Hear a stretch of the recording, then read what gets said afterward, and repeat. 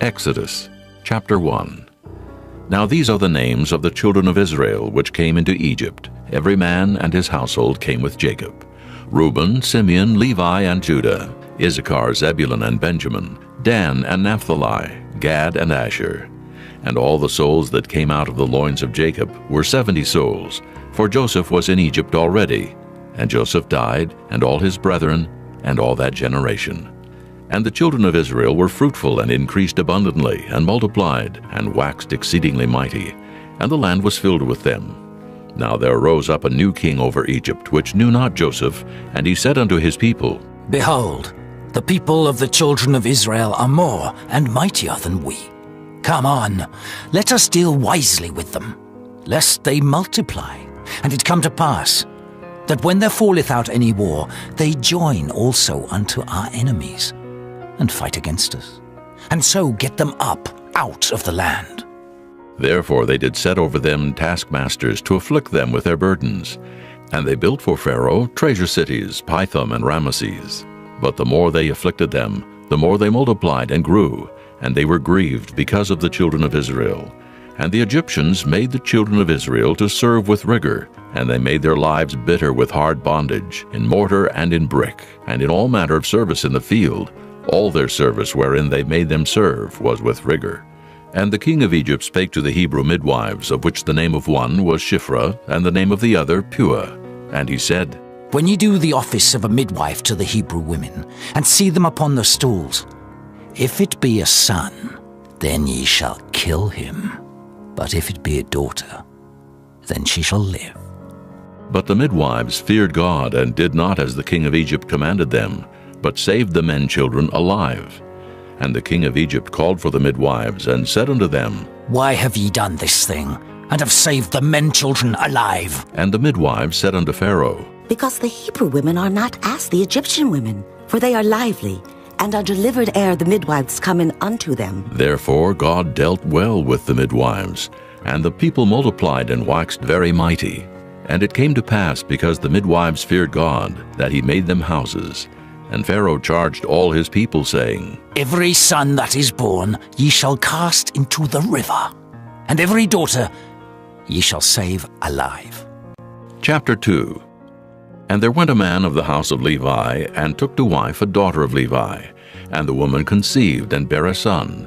And when she saw him that he was a goodly child, she hid him 3 months. And when she could no longer hide him, she took for him an ark of bulrushes, and daubed it with slime and with pitch, and put the child therein. And she laid it in the flags by the river's brink. And his sister stood afar off, to wit what would be done to him. And the daughter of Pharaoh came down to wash herself at the river, and her maidens walked along by the river's side. And when she saw the ark among the flags, she sent her maid to fetch it. And when she had opened it, she saw the child, and behold, the babe wept. And she had compassion on him, and said, This is one of the Hebrews' children. Then said his sister to Pharaoh's daughter, Shall I go and call to thee a nurse of the Hebrew women, that she may nurse the child for thee? And Pharaoh's daughter said to her, Go. And the maid went and called the child's mother. And Pharaoh's daughter said unto her, Take this child away, and nurse it for me, and I will give thee thy wages. And the woman took the child and nursed it. And the child grew, and she brought him unto Pharaoh's daughter, and he became her son. And she called his name Moses. And she said, Because I drew him out of the water. And it came to pass in those days, when Moses was grown, that he went out unto his brethren, and looked on their burdens. And he spied an Egyptian smiting an Hebrew, one of his brethren. And he looked this way and that way, and when he saw that there was no man, he slew the Egyptian, and hid him in the sand. And when he went out the second day, behold, 2 men of the Hebrews strove together. And he said to him that did the wrong, Wherefore smitest thou thy fellow? And he said, Who made thee a prince and a judge over us? Intendest thou to kill me as thou killedst the Egyptian? And Moses feared, and said, Surely this thing is known. Now when Pharaoh heard this thing, he sought to slay Moses. But Moses fled from the face of Pharaoh, and dwelt in the land of Midian. And he sat down by a well. Now the priest of Midian had 7 daughters, and they came and drew water, and filled the troughs to water their father's flock. And the shepherds came and drove them away. But Moses stood up and helped them, and watered their flock. And when they came to Reuel their father, he said, How is it that ye are come so soon today? And they said, An Egyptian delivered us out of the hand of the shepherds, and also drew water enough for us, and watered the flock. And he said unto his daughters, And where is he? Why is it that ye have left the man? Call him, that he may eat bread. And Moses was content to dwell with the man. And he gave Moses Zipporah his daughter, and she bare him a son.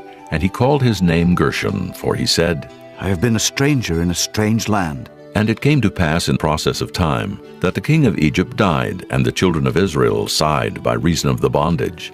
And they cried, and their cry came up unto God by reason of the bondage. And God heard their groaning. And God remembered his covenant with Abraham, with Isaac, and with Jacob. And God looked upon the children of Israel, and God had respect unto them. Chapter 3. Now Moses kept the flock of Jethro his father-in-law, the priest of Midian. And he led the flock to the backside of the desert, and came to the mountain of God, even to Horeb. And the angel of the Lord appeared unto him in a flame of fire out of the midst of a bush. And he looked, and behold, the bush burned with fire, and the bush was not consumed. And Moses said, I will now turn aside and see this great sight, why the bush is not burnt. And when the Lord saw that he turned aside to see, God called unto him out of the midst of the bush, and said, Moses, Moses. And he said, Here am I. And he said, Draw not nigh hither. Put off thy shoes from off thy feet, for the place whereon thou standest is holy ground. Moreover he said, I am the God of thy father, the God of Abraham, the God of Isaac, and the God of Jacob. And Moses hid his face, for he was afraid to look upon God. And the Lord said, I have surely seen the affliction of my people which are in Egypt, and have heard their cry by reason of their taskmasters. For I know their sorrows, and I am come down to deliver them out of the hand of the Egyptians, and to bring them up out of that land, unto a good land and a large, unto a land flowing with milk and honey, unto the place of the Canaanites, and the Hittites, and the Amorites, and the Perizzites, and the Hivites, and the Jebusites. Now therefore, behold, the cry of the children of Israel is come unto me, and I have also seen the oppression wherewith the Egyptians oppress them. Come now therefore, and I will send thee unto Pharaoh, that thou mayest bring forth my people, the children of Israel, out of Egypt. And Moses said unto God, Who am I, that I should go unto Pharaoh, and that I should bring forth the children of Israel out of Egypt? And he said, Certainly I will be with thee, and this shall be a token unto thee that I have sent thee. When thou hast brought forth the people out of Egypt, ye shall serve God upon this mountain. And Moses said unto God, Behold, when I come unto the children of Israel, and shall say unto them, The God of your fathers hath sent me unto you, and they shall say to me, What is his name? What shall I say unto them? And God said unto Moses, I am that I am. And he said, Thus shalt thou say unto the children of Israel, I am hath sent me unto you. And God said moreover unto Moses, Thus shalt thou say unto the children of Israel, The Lord God of your fathers, the God of Abraham, the God of Isaac, and the God of Jacob hath sent me unto you. This is my name forever, and this is my memorial unto all generations. Go and gather the elders of Israel together, and say unto them, The Lord God of your fathers, the God of Abraham, of Isaac, and of Jacob, appeared unto me, saying, I have surely visited you, and seen that which is done to you in Egypt. And I have said, I will bring you up out of the affliction of Egypt, unto the land of the Canaanites, and the Hittites, and the Amorites, and the Perizzites, and the Hivites, and the Jebusites, unto a land flowing with milk and honey. And they shall hearken to thy voice, and thou shalt come, thou and the elders of Israel, unto the king of Egypt, and ye shall say unto him, The Lord God of the Hebrews hath met with us, and now let us go. We beseech thee, 3 days' journey into the wilderness, that we may sacrifice to the Lord our God. And I am sure that the king of Egypt will not let you go, no, not by a mighty hand. And I will stretch out my hand and smite Egypt with all my wonders which I will do in the midst thereof. And after that he will let you go. And I will give this people favor in the sight of the Egyptians. And it shall come to pass, that when ye go, ye shall not go empty. But every woman shall borrow of her neighbor, and of her that sojourneth in her house, jewels of silver, and jewels of gold, and raiment. And ye shall put them upon your sons and upon your daughters, and ye shall spoil the Egyptians. Chapter 4. And Moses answered and said, But behold, they will not believe me, nor hearken unto my voice. For they will say, The Lord hath not appeared unto thee. And the Lord said unto him, What is that in thine hand? And he said, A rod. And he said, Cast it on the ground. And he cast it on the ground, and it became a serpent, and Moses fled from before it. And the Lord said unto Moses, Put forth thine hand, and take it by the tail. And he put forth his hand, and caught it, and it became a rod in his hand. That they may believe that the Lord God of their fathers, the God of Abraham, the God of Isaac, and the God of Jacob, hath appeared unto thee. And the Lord said furthermore unto him, Put now thine hand into thy bosom. And he put his hand into his bosom. And when he took it out, behold, his hand was leprous as snow. And he said, Put thine hand into thy bosom again. And he put his hand into his bosom again, and plucked it out of his bosom. And behold, it was turned again as his other flesh. And it shall come to pass, if they will not believe thee, neither hearken to the voice of the first sign, that they will believe the voice of the latter sign. And it shall come to pass, if they will not believe also these two signs, neither hearken unto thy voice, that thou shalt take of the water of the river, and pour it upon the dry land. And the water which thou takest out of the river shall become blood upon the dry land. And Moses said unto the Lord, O my Lord, I am not eloquent, neither heretofore nor since thou hast spoken unto thy servant, but I am slow of speech, and of a slow tongue. And the Lord said unto him, Who hath made man's mouth? Or who maketh the dumb or deaf, or the seen or the blind? Have not I the Lord? Now therefore go, and I will be with thy mouth, and teach thee what thou shalt say. And he said, O my Lord, send, I pray thee, by the hand of him whom thou wilt send. And the anger of the Lord was kindled against Moses, and he said, Is not Aaron the Levite thy brother? I know that he can speak well. And also, behold, he cometh forth to meet thee, and when he seeth thee, he will be glad in his heart. And thou shalt speak unto him, and put words in his mouth. And I will be with thy mouth, and with his mouth, and will teach you what ye shall do. And he shall be thy spokesman unto the people. And he shall be, even he shall be to thee instead of a mouth, and thou shalt be to him instead of God. And thou shalt take this rod in thine hand, wherewith thou shalt do signs. And Moses went and returned to Jethro his father-in-law, and said unto him, Let me go, I pray thee, and return unto my brethren which are in Egypt, and see whether they be yet alive.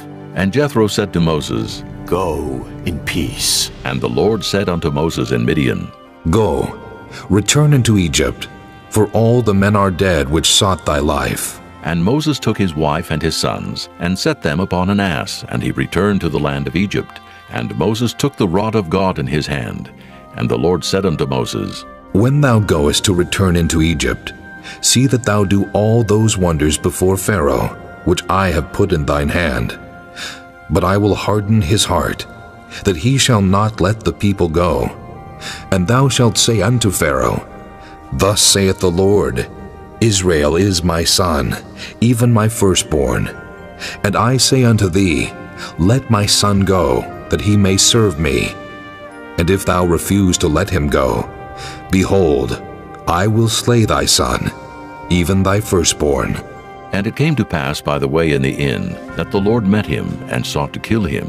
Then Zipporah took a sharp stone, and cut off the foreskin of her son, and cast it at his feet, and said, Surely a bloody husband art thou to me. So he let him go. Then she said, A bloody husband thou art. because of the circumcision. And the Lord said to Aaron, Go into the wilderness to meet Moses. And he went and met him in the mount of God and kissed him. And Moses told Aaron all the words of the Lord who had sent him, and all the signs which he had commanded him. And Moses and Aaron went and gathered together all the elders of the children of Israel. And Aaron spake all the words which the Lord had spoken unto Moses, and did the signs in the sight of the people. And the people believed. And when they heard that the Lord had visited the children of Israel, and that he had looked upon their affliction, then they bowed their heads and worshipped. Chapter 5. And afterward Moses and Aaron went in and told Pharaoh, Thus saith the Lord God of Israel, Let my people go, that they may hold a feast unto me in the wilderness. And Pharaoh said, Who is the Lord, that I should obey his voice to let Israel go? I know not the Lord, neither will I let Israel go. And they said, The God of the Hebrews hath met with us. Let us go, we pray thee, 3 days' journey into the desert, and sacrifice unto the Lord our God, lest he fall upon us with pestilence or with the sword. And the king of Egypt said unto them, Wherefore do ye, Moses and Aaron, let the people from their works get you unto your burdens? And Pharaoh said, Behold, the people of the land now are many, and ye make them rest from their burdens. And Pharaoh commanded the same day the taskmasters of the people and their officers, saying, Ye shall no more give the people straw to make brick. As heretofore, let them go and gather straw for themselves. And the tale of the bricks, which they did make heretofore, ye shall lay upon them. Ye shall not diminish aught thereof, for they be idle. Therefore they cry, saying, Let us go and sacrifice to our God. Let their more work be laid upon the men, that they may labor therein, and let them not regard vain words. And the taskmasters of the people went out, and their officers, and they spake to the people, saying, Thus saith Pharaoh, I will not give you straw.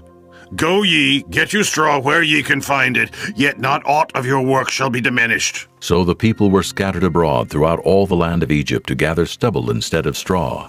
And the taskmasters hasted them, saying, Fulfill your works, your daily tasks, as when there was straw. And the officers of the children of Israel, which Pharaoh's taskmasters had set over them, were beaten and demanded, Wherefore have ye not fulfilled your task in making brick both yesterday and today, as heretofore? Then the officers of the children of Israel came and cried unto Pharaoh, saying, Wherefore dealest thou thus with thy servants? There is no straw given unto thy servants, and they say to us, Make brick. And behold, thy servants are beaten, but the fault is in thine own people. But he said, Ye are idle. Ye are idle. Therefore ye say, Let us go and do sacrifice to the Lord. Go therefore now, and work. For there shall no straw be given you, yet shall ye deliver the tale of bricks. And the officers of the children of Israel did see that they were in evil case after it was said, Ye shall not diminish aught from your bricks of your daily task. And they met Moses and Aaron, who stood in the way as they came forth from Pharaoh. And they said unto them, The Lord look upon you and judge, because ye have made our Saviour to be abhorred in the eyes of Pharaoh, and in the eyes of his servants to put a sword in their hand to slay us. And Moses returned unto the Lord and said, Lord, wherefore hast thou so evil entreated this people? Why is it that thou hast sent me? For since I came to Pharaoh to speak in thy name, he hath done evil to this people. Neither hast thou delivered thy people at all. Chapter 6. Then the Lord said unto Moses, Now shalt thou see what I will do to Pharaoh. For with a strong hand shall he let them go, and with a strong hand shall he drive them out of his land. And God spake unto Moses and said unto him, I am the Lord, and I appeared unto Abraham, unto Isaac, and unto Jacob by the name of God Almighty. But by my name Jehovah was I not known to them. And I have also established my covenant with them, to give them the land of Canaan, the land of their pilgrimage, wherein they were strangers. And I have also heard the groaning of the children of Israel, whom the Egyptians keep in bondage, and I have remembered my covenant.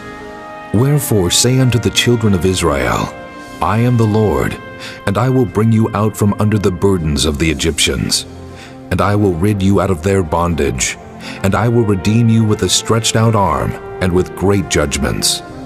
And I will take you to me for a people, and I will be to you a God. and ye shall know that I am the Lord your God, which bringeth you out from under the burdens of the Egyptians. And I will bring you in unto the land, concerning the which I did swear to give it to Abraham, to Isaac, and to Jacob, and I will give it you for an heritage.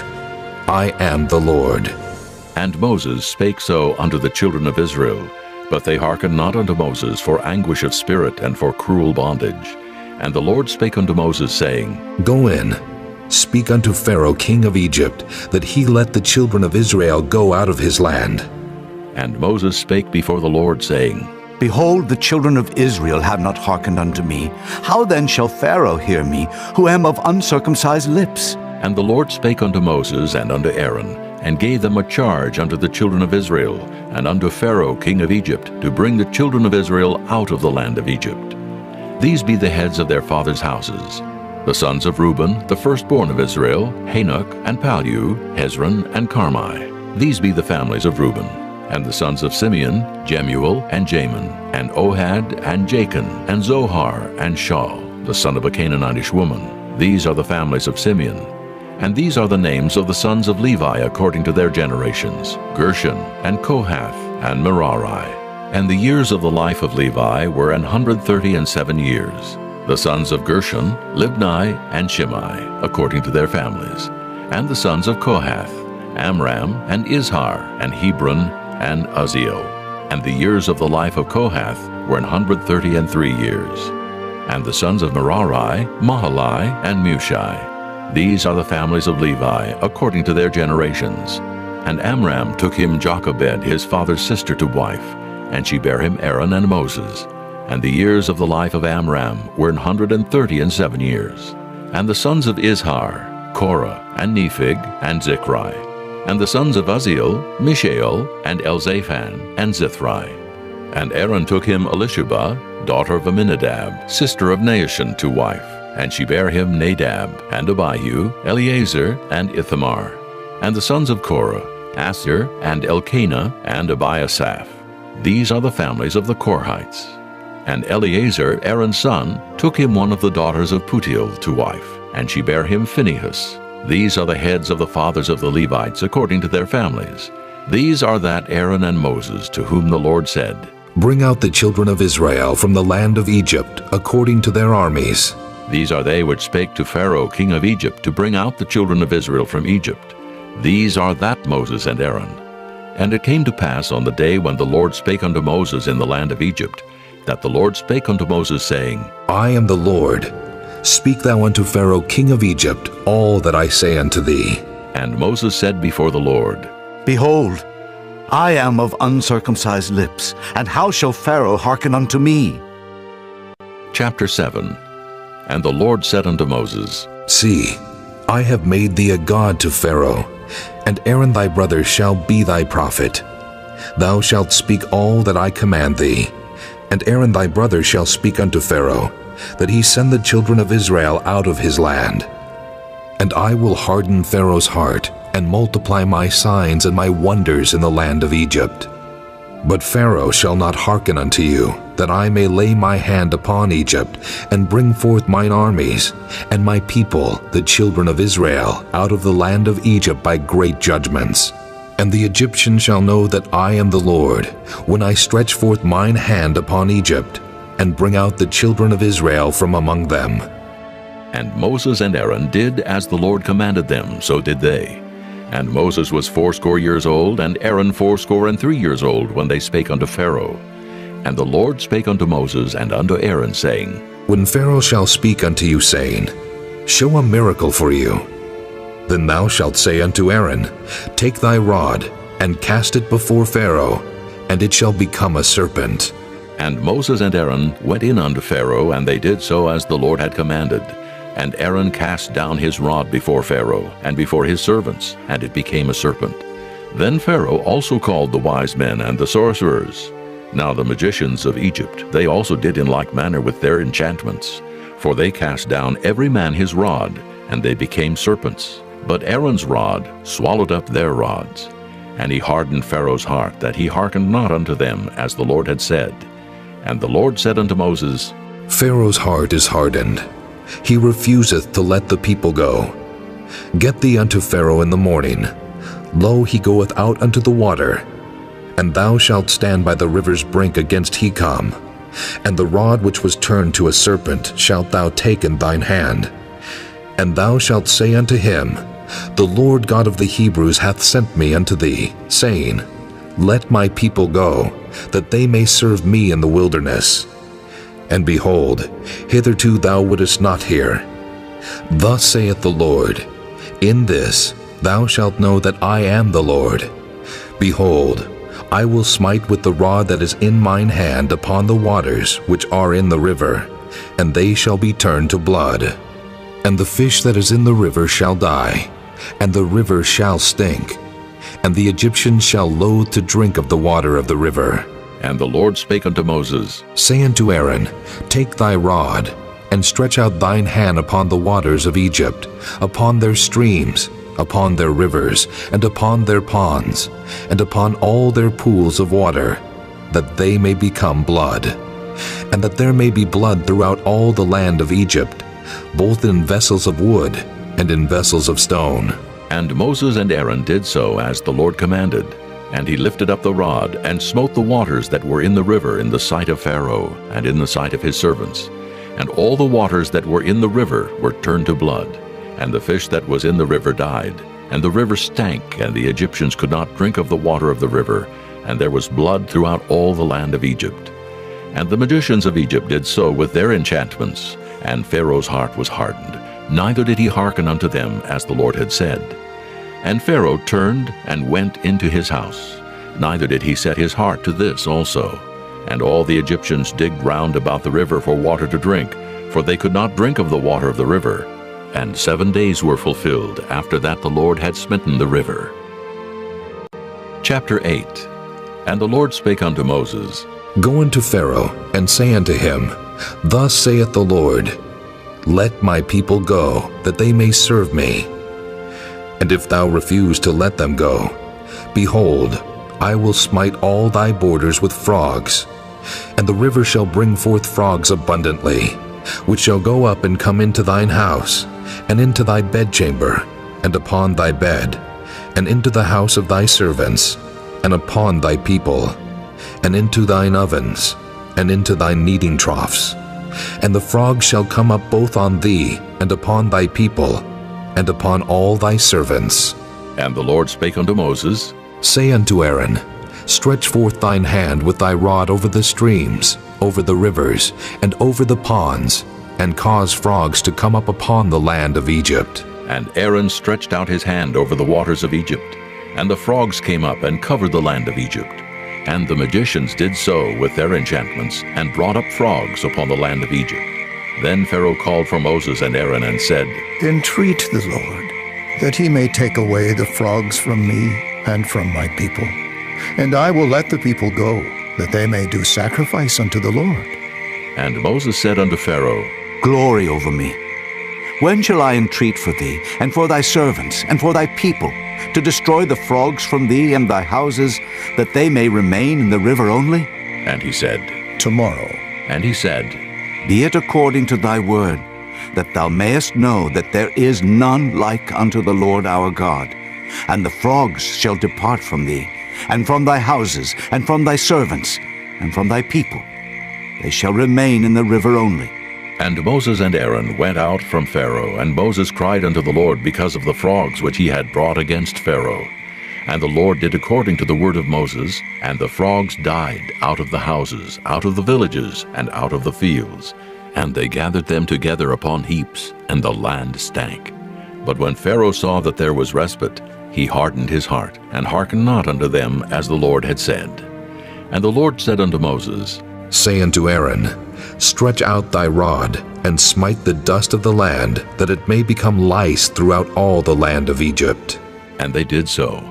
For Aaron stretched out his hand with his rod, and smote the dust of the earth, and it became lice in man and in beast. All the dust of the land became lice throughout all the land of Egypt. And the magicians did so with their enchantments to bring forth lice, but they could not. So there were lice upon man and upon beast. Then the magicians said unto Pharaoh, This is the finger of God. And Pharaoh's heart was hardened, and he hearkened not unto them as the Lord had said. And the Lord said unto Moses, Rise up early in the morning, and stand before Pharaoh. Lo, he cometh forth to the water, and say unto him, Thus saith the Lord, Let my people go, that they may serve me. Else, if thou wilt not let my people go, behold, I will send swarms of flies upon thee, and upon thy servants, and upon thy people, and into thy houses, and the houses of the Egyptians shall be full of swarms of flies, and also the ground whereon they are. And I will sever in that day the land of Goshen, in which my people dwell, that no swarms of flies shall be there, to the end thou mayest know that I am the Lord in the midst of the earth. And I will put a division between my people and thy people. Tomorrow shall this sign be. And the Lord did so. And there came a grievous swarm of flies into the house of Pharaoh, and into his servants' houses, and into all the land of Egypt. The land was corrupted by reason of the swarm of flies. And Pharaoh called for Moses and for Aaron, and said, Go ye, sacrifice to your God in the land. And Moses said, It is not meet so to do. For we shall sacrifice the abomination of the Egyptians to the Lord our God. Lo, shall we sacrifice the abomination of the Egyptians before their eyes? And will they not stone us? We will go 3 days' journey into the wilderness, and sacrifice to the Lord our God, as he shall command us. And Pharaoh said, I will let you go, that ye may sacrifice to the Lord your God in the wilderness. Only ye shall not go very far away. Entreat for me. And Moses said, Behold, I go out from thee, and I will entreat the Lord that the swarms of flies may depart from Pharaoh, from his servants, and from his people tomorrow. But let not Pharaoh deal deceitfully any more in not letting the people go to sacrifice to the Lord. And Moses went out from Pharaoh and entreated the Lord. And the Lord did according to the word of Moses, and he removed the swarms of flies from Pharaoh, from his servants, and from his people. There remained not one. And Pharaoh hardened his heart at this time also, neither would he let the people go. Chapter 9. Then the Lord said unto Moses, Go in unto Pharaoh, and tell him, Thus saith the Lord God of the Hebrews, Let my people go, that they may serve me. For if thou refuse to let them go, and wilt hold them still, behold, the hand of the Lord is upon thy cattle, which is in the field, upon the horses, upon the asses, upon the camels, upon the oxen, and upon the sheep. There shall be a very grievous murrain. And the Lord shall sever between the cattle of Israel and the cattle of Egypt, and there shall nothing die of all that is the children's of Israel. And the Lord appointed a set time, saying, Tomorrow the Lord shall do this thing in the land. And the Lord did that thing on the morrow, and all the cattle of Egypt died, but of the cattle of the children of Israel died not one. And Pharaoh sent, and behold, there was not one of the cattle of the Israelites dead. And the heart of Pharaoh was hardened, and he did not let the people go. And the Lord said unto Moses and unto Aaron, Take to you handfuls of ashes of the furnace, and let Moses sprinkle it toward the heaven in the sight of Pharaoh. And it shall become small dust in all the land of Egypt, and shall be a boil breaking forth with blains upon man, and upon beast throughout all the land of Egypt. And they took ashes of the furnace, and stood before Pharaoh, and Moses sprinkled it up toward heaven, and it became a boil breaking forth with blains upon man and upon beast. And the magicians could not stand before Moses because of the boils, for the boil was upon the magicians and upon all the Egyptians. And the Lord hardened the heart of Pharaoh, and he hearkened not unto them, as the Lord had spoken unto Moses. And the Lord said unto Moses, Rise up early in the morning, and stand before Pharaoh, and say unto him, Thus saith the Lord God of the Hebrews, Let my people go, that they may serve me. For I will at this time send all my plagues upon thine heart, and upon thy servants, and upon thy people, that thou mayest know that there is none like me in all the earth. For now I will stretch out my hand, that I may smite thee and thy people with pestilence, and thou shalt be cut off from the earth. And in very deed for this cause have I raised thee up, for to show in thee my power, and that my name may be declared throughout all the earth. As yet exaltest thou thyself against my people, that thou wilt not let them go? Behold, tomorrow about this time, I will cause it to rain a very grievous hail, such as hath not been in Egypt since the foundation thereof even until now. Send therefore now, and gather thy cattle, and all that thou hast in the field, for upon every man and beast which shall be found in the field, and shall not be brought home, the hail shall come down upon them, and they shall die. He that feared the word of the Lord among the servants of Pharaoh made his servants and his cattle flee into the houses, and he that regarded not the word of the Lord left his servants and his cattle in the field. And the Lord said unto Moses, Stretch forth thine hand toward heaven, that there may be hail in all the land of Egypt, upon man, and upon beast, and upon every herb of the field throughout the land of Egypt. And Moses stretched forth his rod toward heaven, and the Lord sent thunder and hail, and the fire ran along upon the ground, and the Lord rained hail upon the land of Egypt. So there was hail and fire mingled with the hail, very grievous, such as there was none like it in all the land of Egypt, since it became a nation. And the hail smote throughout all the land of Egypt, all that was in the field, both man and beast. And the hail smote every herb of the field, and brake every tree of the field. Only in the land of Goshen, where the children of Israel were, was there no hail. And Pharaoh sent and called for Moses and Aaron, and said unto them, I have sinned this time. The Lord is righteous, and I and my people are wicked. Entreat the Lord, for it is enough, that there be no more mighty thunderings and hail, and I will let you go, and ye shall stay no longer. And Moses said unto him, As soon as I am gone out of the city, I will spread abroad my hands unto the Lord, and the thunder shall cease, neither shall there be any more hail, that thou mayest know how that the earth is the Lord's. But as for thee and thy servants, I know that ye will not yet fear the Lord God. And the flax and the barley was smitten, for the barley was in the ear, and the flax was bold. But the wheat and the rye were not smitten, for they were not grown up. And Moses went out of the city from Pharaoh, and spread abroad his hands unto the Lord. And the thunders and hail ceased, and the rain was not poured upon the earth. And when Pharaoh saw that the rain and the hail and the thunders were ceased, he sinned yet more, and hardened his heart, he and his servants. And the heart of Pharaoh was hardened, neither would he let the children of Israel go, as the Lord had spoken by Moses. Chapter 10. And the Lord said unto Moses, Go in unto Pharaoh, for I have hardened his heart and the heart of his servants, that I might show these my signs before him, and that thou mayest tell in the ears of thy son, and of thy son's son, what things I have wrought in Egypt, and my signs which I have done among them, that ye may know how that I am the Lord.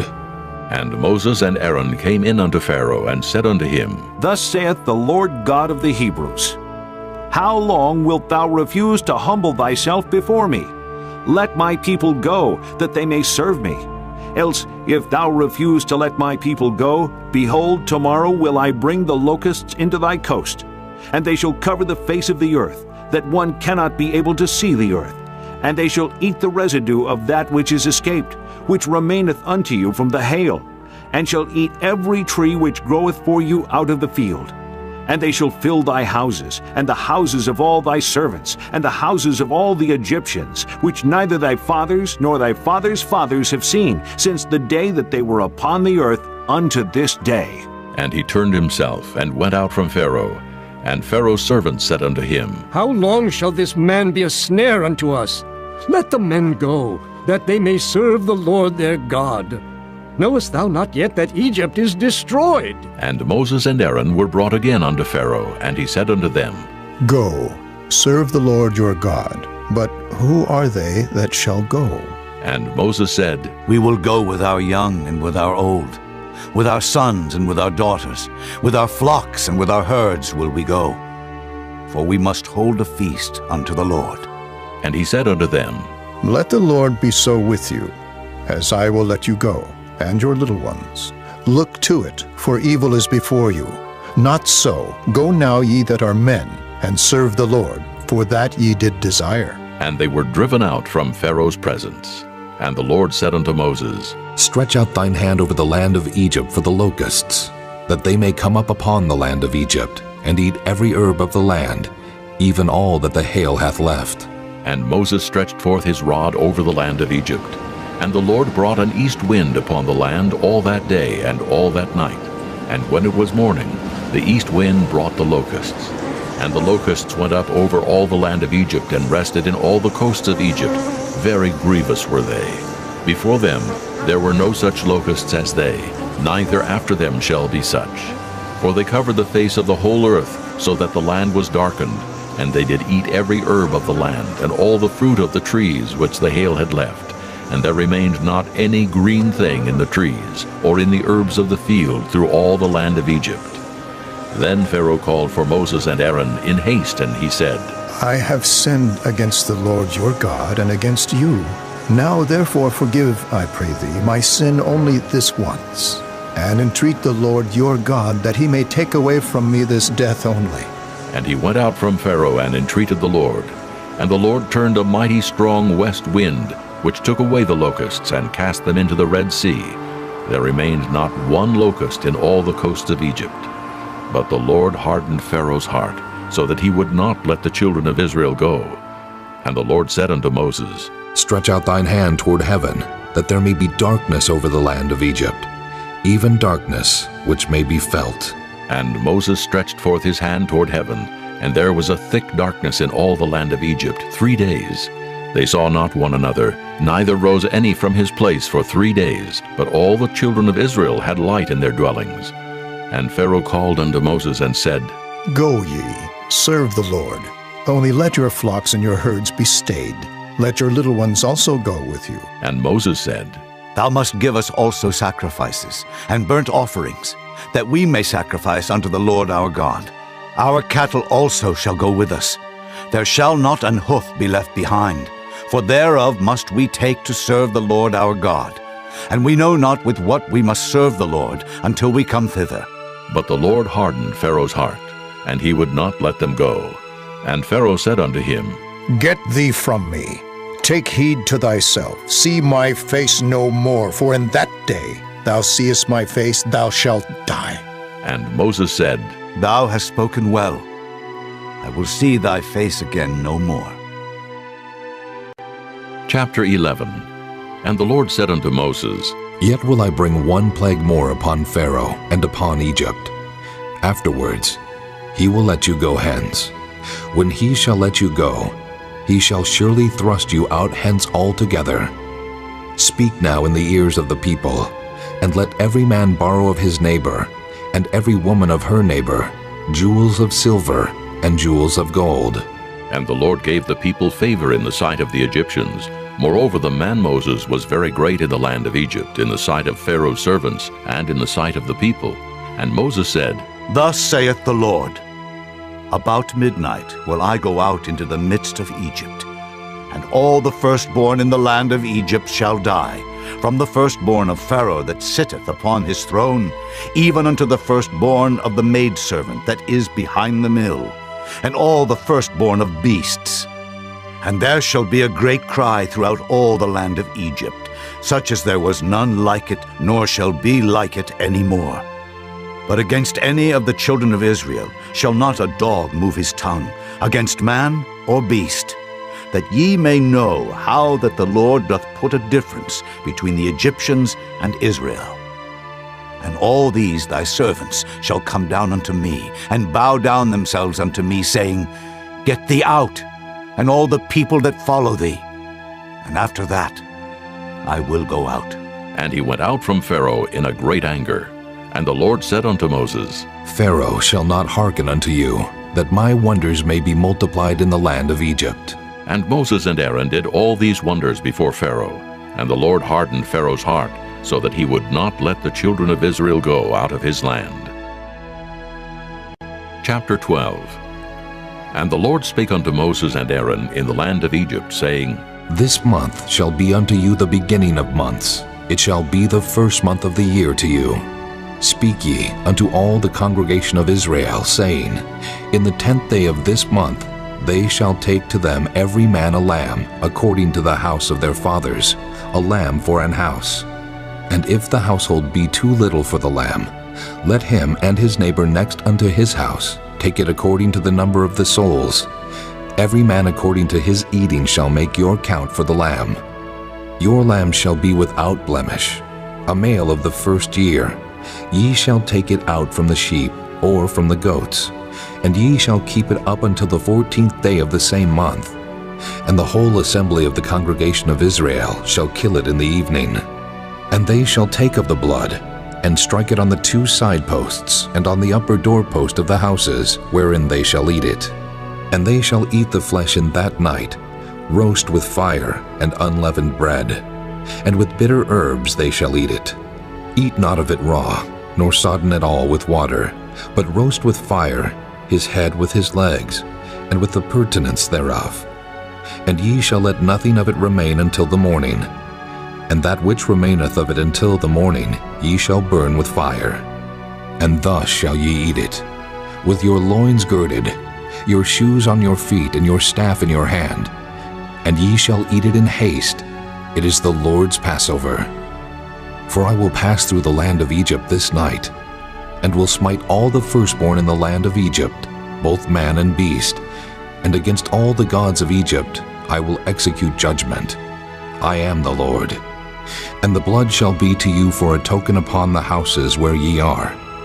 And when I see the blood, I will pass over you, and the plague shall not be upon you to destroy you when I smite the land of Egypt. And this day shall be unto you for a memorial, and ye shall keep it a feast to the Lord throughout your generations. Ye shall keep it a feast by an ordinance forever. 7 days shall ye eat unleavened bread. Even the first day ye shall put away leaven out of your houses. For whosoever eateth leavened bread from the first day until the 7th day, that soul shall be cut off from Israel. And in the first day there shall be an holy convocation, and in the 7th day there shall be an holy convocation to you. No manner of work shall be done in them, save that which every man must eat, that only may be done of you. And ye shall observe the feast of unleavened bread. For in this selfsame day have I brought your armies out of the land of Egypt. Therefore shall ye observe this day in your generations by an ordinance forever. In the first month, on the 14th day of the month at even, ye shall eat unleavened bread until the 21st day of the month at even. 7 days shall there be no leaven found in your houses. For whosoever eateth that which is leavened, even that soul shall be cut off from the congregation of Israel, whether he be a stranger or born in the land. Ye shall eat nothing leavened. In all your habitations shall ye eat unleavened bread. Then Moses called for all the elders of Israel and said unto them, Draw out and take you a lamb according to your families, and kill the Passover. And ye shall take a bunch of hyssop, and dip it in the blood that is in the basin, and strike the lintel and the 2 side posts with the blood that is in the basin. And none of you shall go out at the door of his house until the morning. For the Lord will pass through to smite the Egyptians. And when he seeth the blood upon the lintel and on the 2 side posts, the Lord will pass over the door, and will not suffer the destroyer to come in unto your houses to smite you. And ye shall observe this thing for an ordinance to thee and to thy sons forever. And it shall come to pass, when ye be come to the land which the Lord will give you, according as he hath promised, that ye shall keep this service. And it shall come to pass, when your children shall say unto you, What mean ye by this service? That ye shall say, It is the sacrifice of the Lord's Passover, who passed over the houses of the children of Israel in Egypt when he smote the Egyptians, and delivered our houses. And the people bowed the head and worshipped. And the children of Israel went away, and did as the Lord had commanded Moses and Aaron, so did they. And it came to pass that at midnight the Lord smote all the firstborn in the land of Egypt, from the firstborn of Pharaoh that sat on his throne, unto the firstborn of the captive that was in the dungeon, and all the firstborn of cattle. And Pharaoh rose up in the night, he and all his servants, and all the Egyptians, and there was a great cry in Egypt, for there was not a house where there was not one dead. And he called for Moses and Aaron by night and said, Rise up and get you forth from among my people, both ye and the children of Israel, and go, serve the Lord as ye have said. Also take your flocks and your herds, as ye have said, and be gone, and bless me also. And the Egyptians were urgent upon the people that they might send them out of the land in haste, for they said, We be all dead men. And the people took their dough before it was leavened, their kneading troughs being bound up in their clothes upon their shoulders. And the children of Israel did according to the word of Moses, and they borrowed of the Egyptians jewels of silver and jewels of gold and raiment. And the Lord gave the people favor in the sight of the Egyptians, so that they lent unto them such things as they required, and they spoiled the Egyptians. And the children of Israel journeyed from Ramesses to Succoth, about 600,000 on foot that were men, beside children. And a mixed multitude went up also with them, and flocks and herds, even very much cattle. And they baked unleavened cakes of the dough which they brought forth out of Egypt, for it was not leavened, because they were thrust out of Egypt, and could not tarry, neither had they prepared for themselves any victual. Now the sojourning of the children of Israel who dwelt in Egypt was 430 years. And it came to pass at the end of the 430 years, even the selfsame day it came to pass, that all the hosts of the Lord went out from the land of Egypt. It is a night to be much observed unto the Lord for bringing them out of the land of Egypt. This is that night of the Lord to be observed of all the children of Israel in their generations.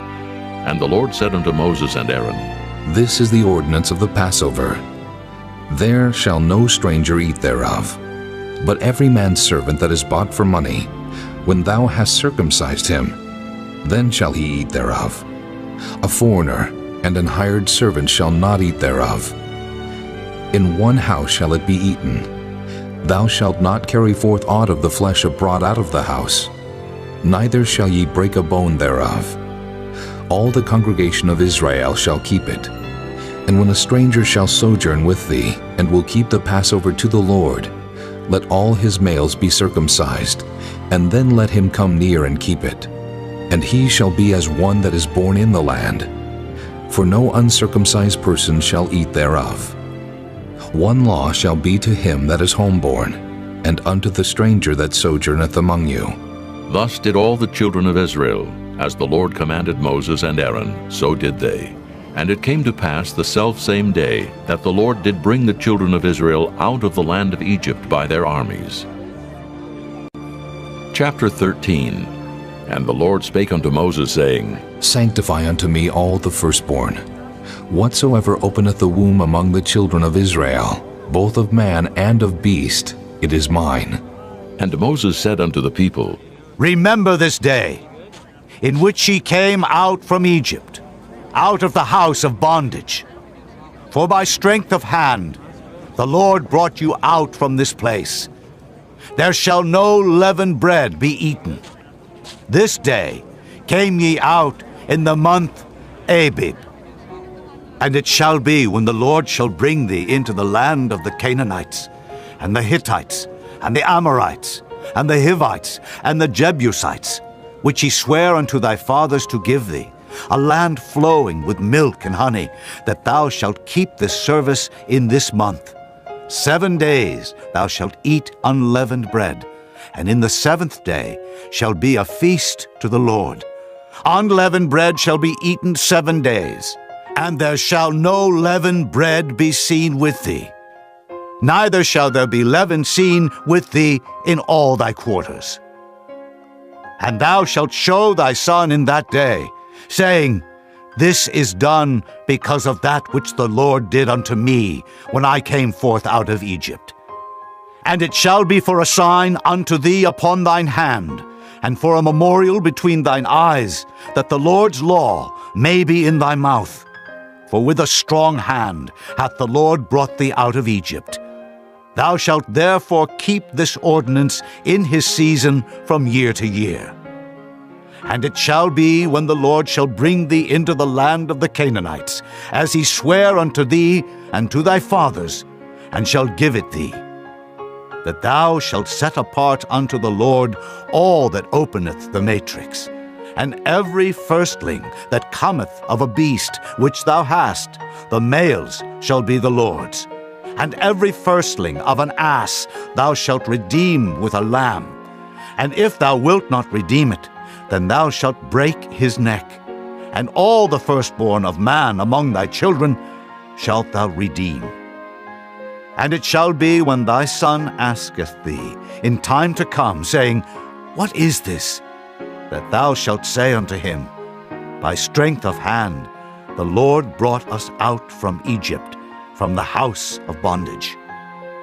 And it came to pass, when Pharaoh would hardly let us go, that the Lord slew all the firstborn in the land of Egypt, both the firstborn of man and the firstborn of beast.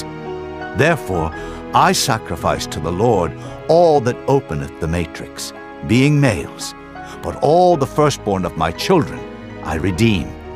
And it shall be for a token upon thine hand, and for frontlets between thine eyes, for by strength of hand the Lord brought us forth out of Egypt. And it came to pass, when Pharaoh had let the people go, that God led them not through the way of the land of the Philistines, although that was near. For God said, Lest peradventure the people repent when they see war, and they return to Egypt. But God led the people about through the way of the wilderness of the Red Sea.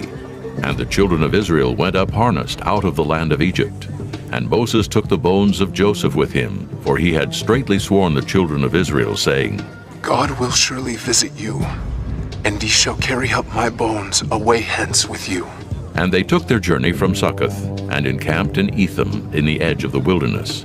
And the Lord went before them by day in a pillar of cloud to lead them the way, and by night in a pillar of fire to give them light, to go by day and night. He took not away the pillar of the cloud by day, nor the pillar of fire by night from before the people. Chapter 14. And the Lord spake unto Moses, saying, Speak unto the children of Israel, that they turn and encamp before Pi-hahiroth, between Migdol and the sea, over against Baal-zephon. Before it shall ye encamp by the sea. For Pharaoh will say of the children of Israel, They are entangled in the land. The wilderness hath shut them in. And I will harden Pharaoh's heart, that he shall follow after them. And I will be honored upon Pharaoh, and upon all his host, that the Egyptians may know that I am the Lord. And they did so. And it was told the king of Egypt that the people fled. And the heart of Pharaoh and of his servants was turned against the people, and they said, Why have we done this, that we have let Israel go from serving us? And he made ready his chariot, and took his people with him. And he took 600 chosen chariots, and all the chariots of Egypt, and captains over every one of them. And the Lord hardened the heart of Pharaoh, king of Egypt, and he pursued after the children of Israel. And the children of Israel went out with an high hand. But the Egyptians pursued after them, all the horses and chariots of Pharaoh, and his horsemen, and his army, and overtook them encamping by the sea beside Pi-hahiroth, before Baal-zephon.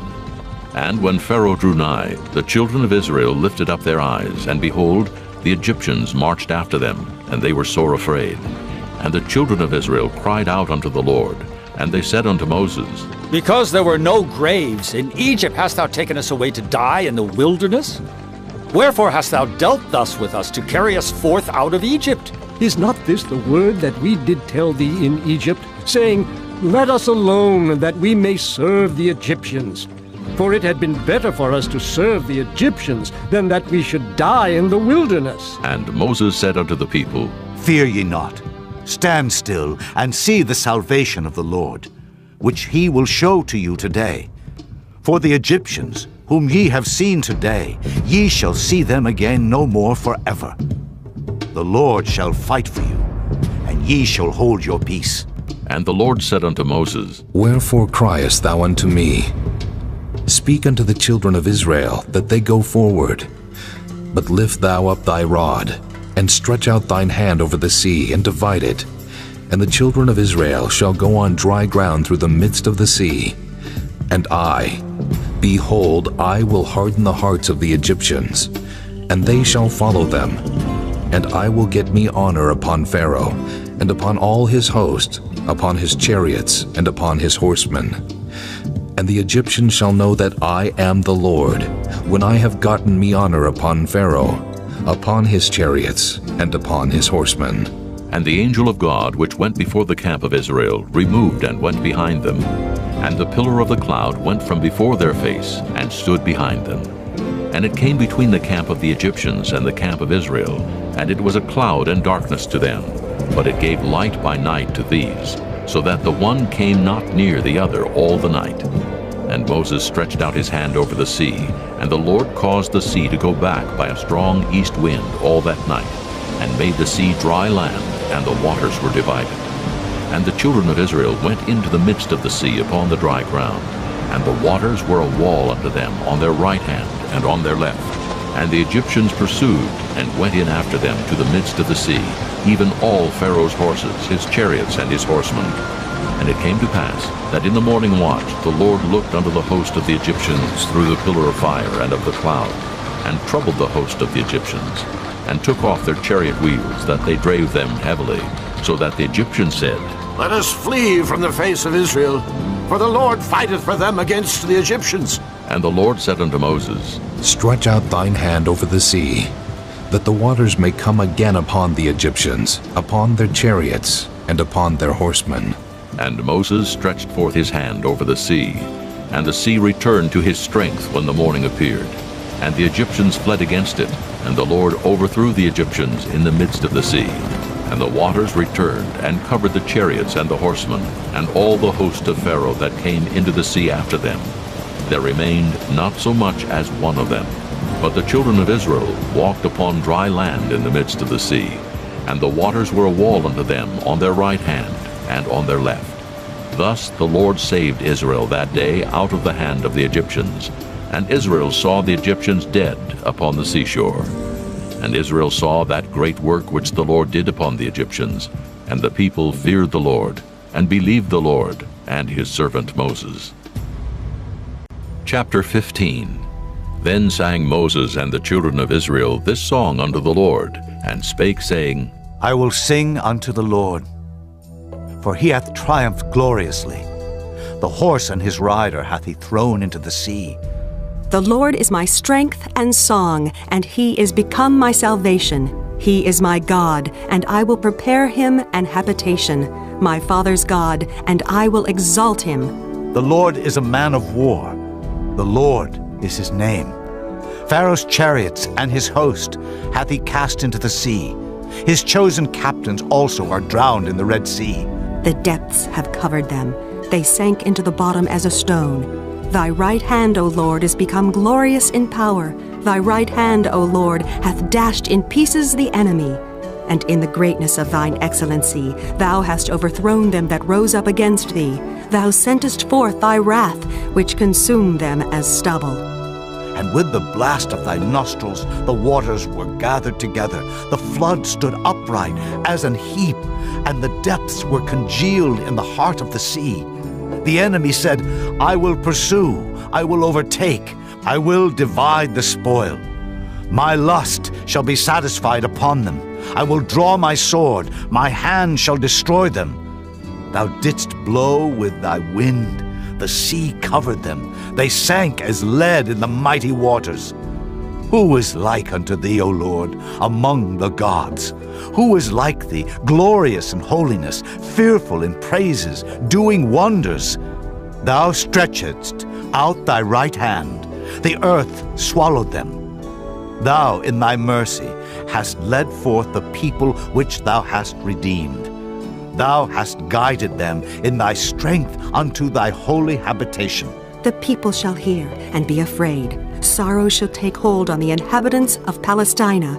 Then the dukes of Edom shall be amazed. The mighty men of Moab, trembling, shall take hold upon them. All the inhabitants of Canaan shall melt away. Fear and dread shall fall upon them. By the greatness of thine arm they shall be as still as a stone, till thy people pass over, O Lord, till the people pass over which thou hast purchased. Thou shalt bring them in, and plant them in the mountain of thine inheritance, in the place, O Lord, which thou hast made for thee to dwell in the sanctuary, O Lord, which thy hands have established. The Lord shall reign forever and ever. For the horse of Pharaoh went in with his chariots and with his horsemen into the sea, And the Lord brought again the waters of the sea upon them. But the children of Israel went on dry land in the midst of the sea. And Miriam the prophetess, the sister of Aaron, took a timbrel in her hand, and all the women went out after her with timbrels and with dances. And Miriam answered them, Sing ye to the Lord, for he hath triumphed gloriously. The horse and his rider hath he thrown into the sea. So Moses brought Israel from the Red Sea, and they went out into the wilderness of Shur. And they went 3 days in the wilderness and found no water. And when they came to Marah, they could not drink of the waters of Marah, for they were bitter. Therefore the name of it was called Marah. And the people murmured against Moses, saying, What shall we drink? And he cried unto the Lord. And the Lord showed him a tree, which when he had cast into the waters were made sweet. There he made for them a statute and an ordinance, and there he proved them, and said, If thou wilt diligently hearken to the voice of the Lord thy God, and wilt do that which is right in his sight, and wilt give ear to his commandments, and keep all his statutes, I will put none of these diseases upon thee, which I have brought upon the Egyptians. For I am the Lord that healeth thee. And they came to Elim, where were 12 wells of water, and 70 palm trees, and they encamped there by the waters. Chapter 16. And they took their journey from Elim, and all the congregation of the children of Israel came unto the wilderness of Sin, which is between Elim and Sinai, on the 15th day of the 2nd month, after their departing out of the land of Egypt. And the whole congregation of the children of Israel murmured against Moses and Aaron in the wilderness. And the children of Israel said unto them, Would to God we had died by the hand of the Lord in the land of Egypt, when we sat by the flesh pots, and when we did eat bread to the full. For ye have brought us forth into this wilderness, to kill this whole assembly with hunger. Then said the Lord unto Moses, Behold, I will rain bread from heaven for you. And the people shall go out and gather a certain rate every day, that I may prove them whether they will walk in my law or no. And it shall come to pass, that on the 6th day they shall prepare that which they bring in, and it shall be twice as much as they gather daily. And Moses and Aaron said unto all the children of Israel, At even, then ye shall know that the Lord hath brought you out from the land of Egypt. And in the morning, then ye shall see the glory of the Lord, for that he heareth your murmurings against the Lord. And what are we, that ye murmur against us? And Moses said, This shall be, when the Lord shall give you in the evening flesh to eat, and in the morning bread to the full, for that the Lord heareth your murmurings, which ye murmur against him. And what are we? Your murmurings are not against us, but against the Lord. And Moses spake unto Aaron, Say unto all the congregation of the children of Israel, Come near before the Lord, for he hath heard your murmurings. And it came to pass, as Aaron spake unto the whole congregation of the children of Israel, that they looked toward the wilderness, and behold, the glory of the Lord appeared in the cloud. And the Lord spake unto Moses, saying, I have heard the murmurings of the children of Israel.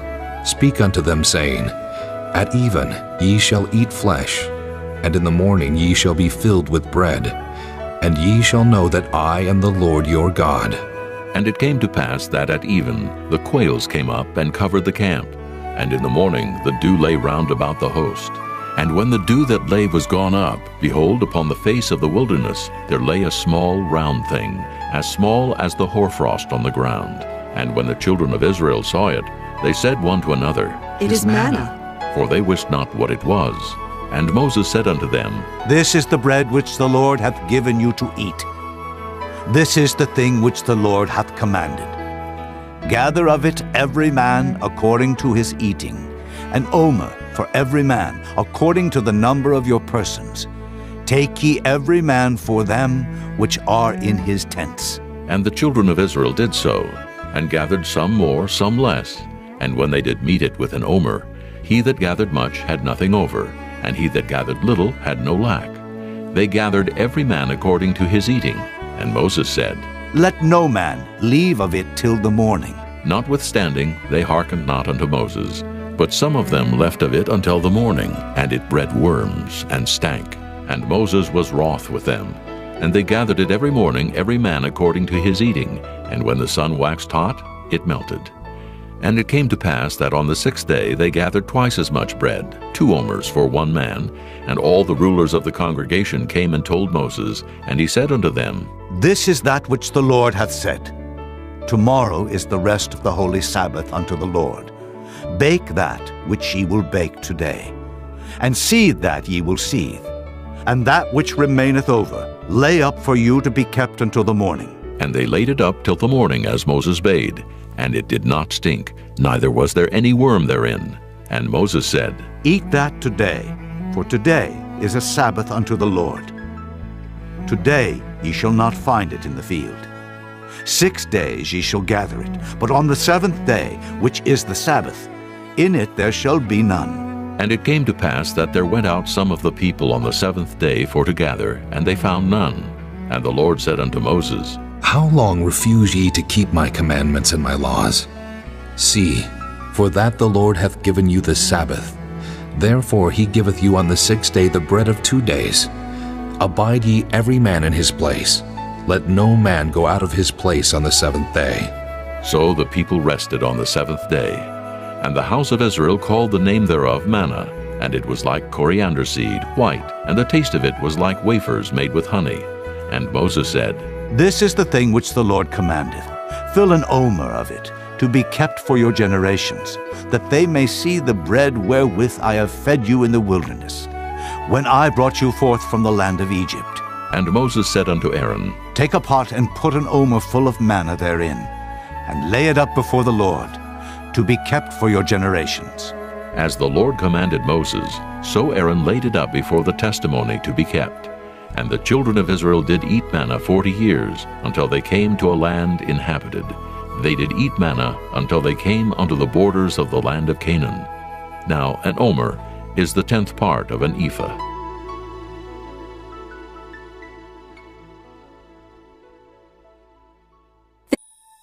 Chapter 17.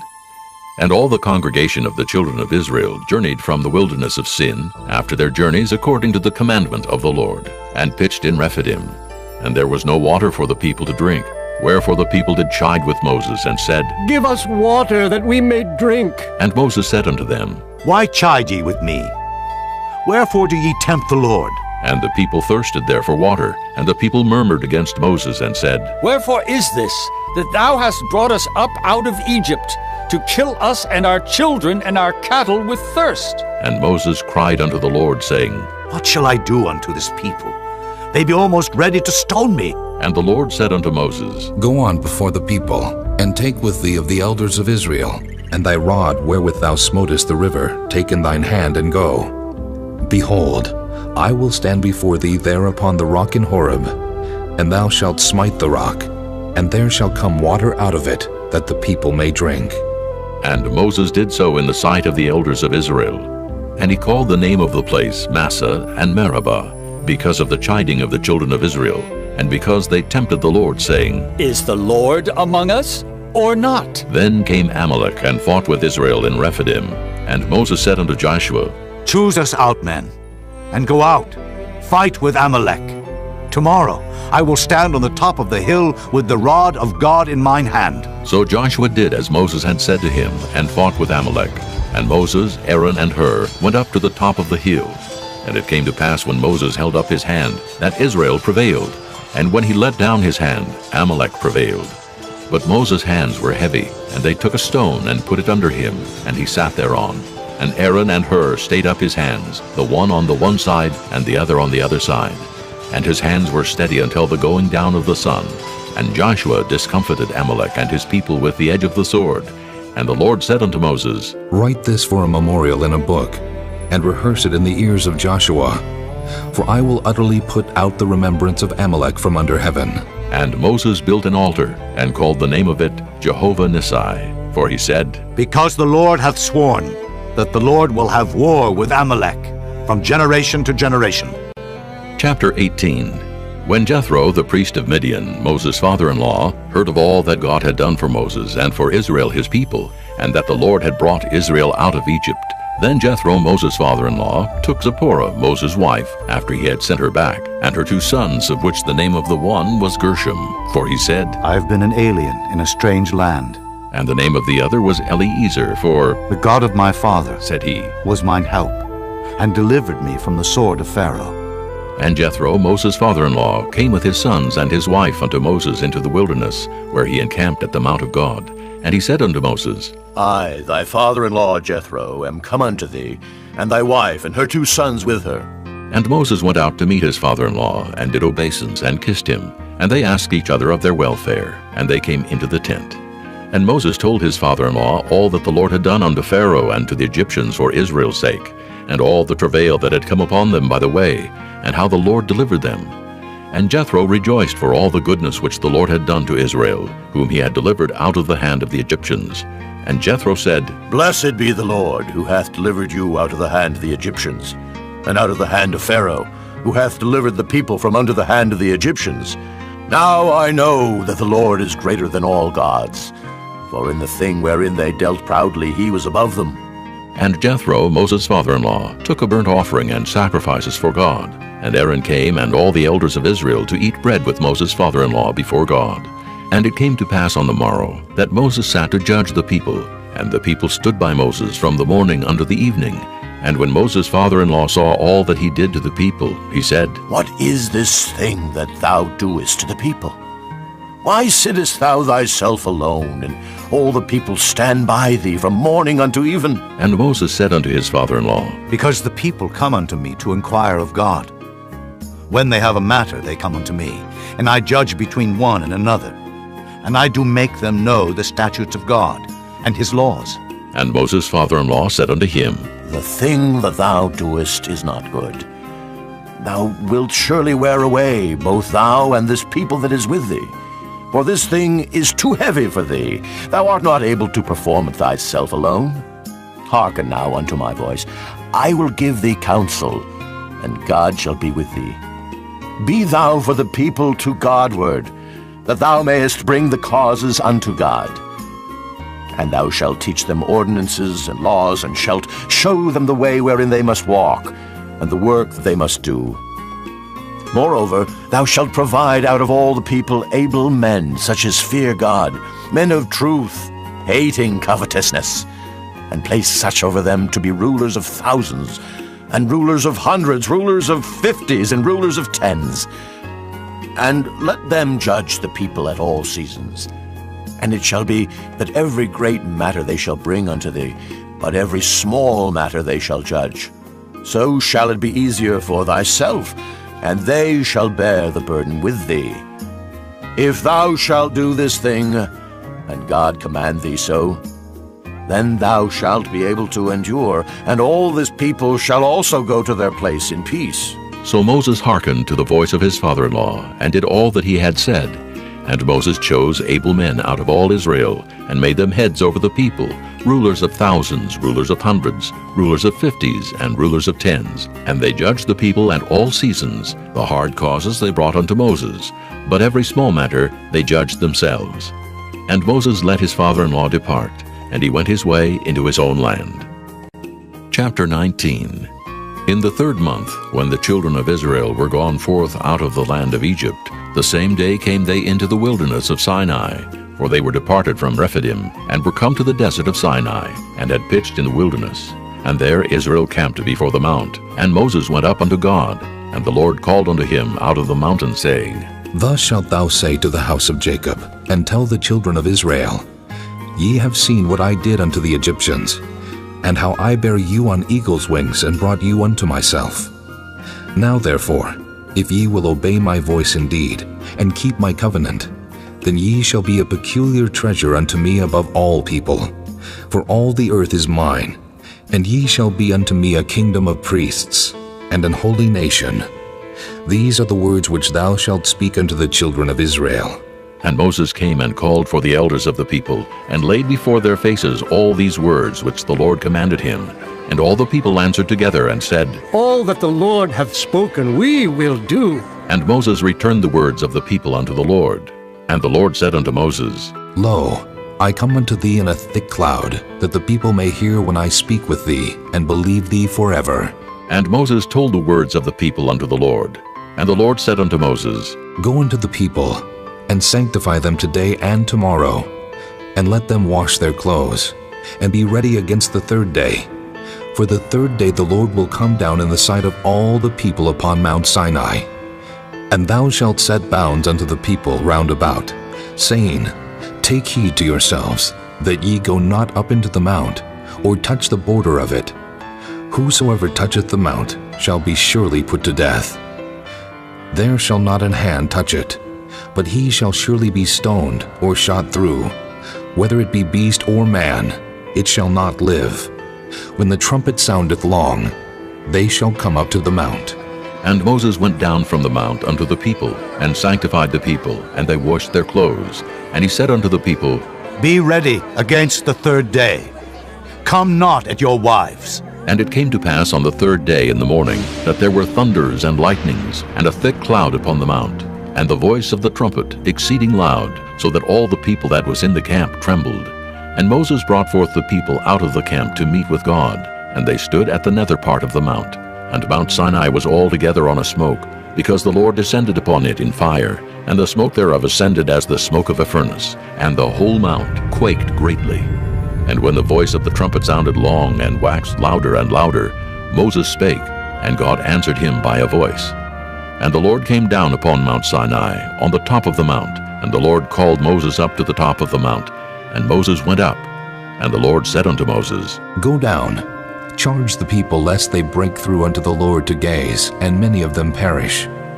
And let the priests also, which come near to the Lord, sanctify themselves, lest the Lord break forth upon them. And Moses said unto the Lord, The people cannot come up to Mount Sinai, for thou chargest us, saying, Set bounds about the mount, and sanctify it. And the Lord said unto him, Away, get thee down, and thou shalt come up, thou and Aaron with thee. But let not the priests and the people break through to come up unto the Lord, lest he break forth upon them. So Moses went down unto the people, and spake unto them. Chapter 20.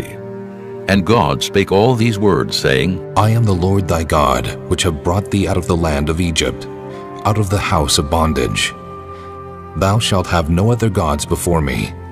Thou shalt not make unto thee any graven image, or any likeness of anything that is in heaven above, or that is in the earth beneath, or that is in the water under the earth.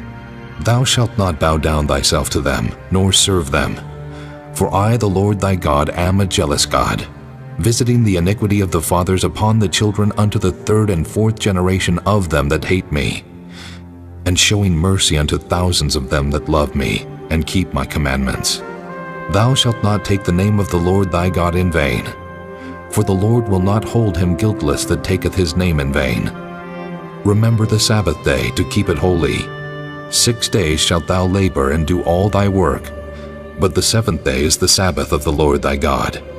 In it thou shalt not do any work, thou, nor thy son, nor thy daughter, thy manservant, nor thy maidservant, nor thy cattle, nor thy stranger that is within thy gates.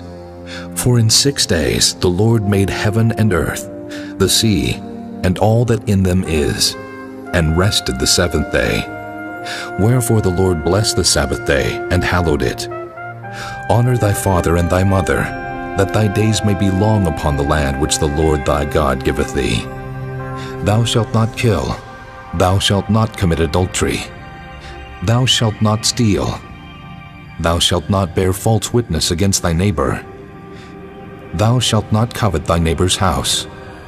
Thou shalt not covet thy neighbor's wife, nor his manservant, nor his maidservant, nor his ox, nor his ass, nor anything that is thy neighbor's. And all the people saw the thunderings and the lightnings, and the noise of the trumpet, and the mountain smoking. And when the people saw it, they removed and stood afar off. And they said unto Moses, Speak thou with us, and we will hear. But let not God speak with us, lest we die. And Moses said unto the people, Fear not, for God is come to prove you, and that his fear may be before your faces, that ye sin not. And the people stood afar off. And Moses drew near unto the thick darkness where God was. And the Lord said unto Moses, Thus thou shalt say unto the children of Israel, Ye have seen that I have talked with you from heaven. Ye shall not make with me gods of silver, neither shall ye make unto you gods of gold. An altar of earth thou shalt make unto me, and shalt sacrifice thereon thy burnt offerings, and thy peace offerings, thy sheep, and thine oxen. In all places where I record my name I will come unto thee, and I will bless thee. And if thou wilt make me an altar of stone, thou shalt not build it of hewn stone, for if thou lift up thy tool upon it, thou hast polluted it. Neither shalt thou go up by steps unto mine altar, that thy nakedness be not discovered thereon. Chapter 21. Now these are the judgments which thou shalt set before them. If thou buy an Hebrew servant, 6 years he shall serve, and in the 7th he shall go out free for nothing. If he came in by himself, he shall go out by himself. If he were married, then his wife shall go out with him. If his master have given him a wife, and she have borne him sons or daughters, the wife and her children shall be her master's, and he shall go out by himself. And if the servant shall plainly say, I love my master, my wife, and my children, I will not go out free, then his master shall bring him unto the judges. He shall also bring him to the door, or unto the doorpost, and his master shall bore his ear through with an awl, and he shall serve him forever. And if a man sell his daughter to be a maidservant, she shall not go out as the men servants do. If she please not her master, who hath betrothed her to himself, then shall he let her be redeemed. To sell her unto a strange nation he shall have no power, seeing he hath dealt deceitfully with her. And if he have betrothed her unto his son, he shall deal with her after the manner of daughters. If he take him another wife, her food, her raiment, and her duty of marriage shall he not diminish. And if he do not these 3 unto her, then shall she go out free without money. He that smiteth a man so that he die, shall be surely put to death. And if a man lie not in wait, but God deliver him into his hand, then I will appoint thee a place whither he shall flee. But if a man come presumptuously upon his neighbor to slay him with guile, thou shalt take him from mine altar, that he may die. And he that smiteth his father or his mother shall be surely put to death. And he that stealeth a man and selleth him, or if he be found in his hand, he shall surely be put to death. And he that curseth his father or his mother shall surely be put to death. And if men strive together, and one smite another with a stone or with his fist, and he die not, but keepeth his bed, if he rise again, and walk abroad upon his staff, then shall he that smote him be quit. Only he shall pay for the loss of his time, and shall cause him to be thoroughly healed. And if a man smite his servant or his maid with a rod, and he die under his hand, he shall be surely punished. Notwithstanding, if he continue a day or 2, he shall not be punished, for he is his money. If men strive and hurt a woman with child, so that her fruit depart from her, and yet no mischief follow, he shall be surely punished, according as the woman's husband will lay upon him, and he shall pay as the judges determine.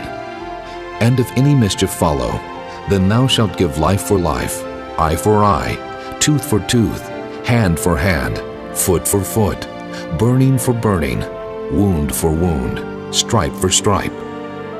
And if a man smite the eye of his servant, or the eye of his maid, that it perish, he shall let him go free for his eye's sake.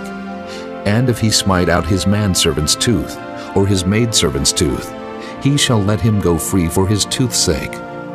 If an ox gore a man or a woman, that they die, then the ox shall be surely stoned, and his flesh shall not be eaten, but the owner of the ox shall be quit. But if the ox were wont to push with his horn in time past, and it hath been testified to his owner, and he hath not kept him in, but that he hath killed a man or a woman, the ox shall be stoned, and his owner also shall be put to death. If there be laid on him a sum of money, then he shall give for the ransom of his life whatsoever is laid upon him. Whether he have gored a son, or have gored a daughter, according to this judgment shall it be done unto him. If the ox shall push a manservant or a maidservant, he shall give unto their master 30 shekels of silver, and the ox shall be stoned. And if a man shall open a pit, or if a man shall dig a pit, and not cover it, and an ox or an ass fall therein, the owner of the pit shall make it good, and give money unto the owner of them, and the dead beast shall be his. And if one man's ox hurt another's, that he die, then they shall sell the live ox and divide the money of it, and the dead ox also they shall divide. Or if it be known that the ox hath used to push in time past, and his owner hath not kept him in, he shall surely pay ox for ox, and the dead shall be his own. Chapter 22. If a man shall steal an ox or a sheep and kill it or sell it, he shall restore 5 oxen for an ox, and 4 sheep for a sheep. If a thief be found breaking up, and be smitten that he die, there shall no blood be shed for him. If the sun be risen upon him, there shall be blood shed for him, for he should make full restitution. If he have nothing, then he shall be sold for his theft. If the theft be certainly found in his hand alive, whether it be ox or ass or sheep, he shall restore double. If a man shall cause a field or vineyard to be eaten, and shall put in his beast, and shall feed in another man's field, of the best of his own field, and of the best of his own vineyard, shall he make restitution. If fire break out, and catch in thorns, so that the stacks of corn, or the standing corn, or the field be consumed therewith, he that kindled the fire shall surely make restitution. If a man shall deliver unto his neighbor money or stuff to keep, and it be stolen out of the man's house, if the thief be found, let him pay double. If the thief be not found, then the master of the house shall be brought unto the judges, to see whether he have put his hand unto his neighbor's goods.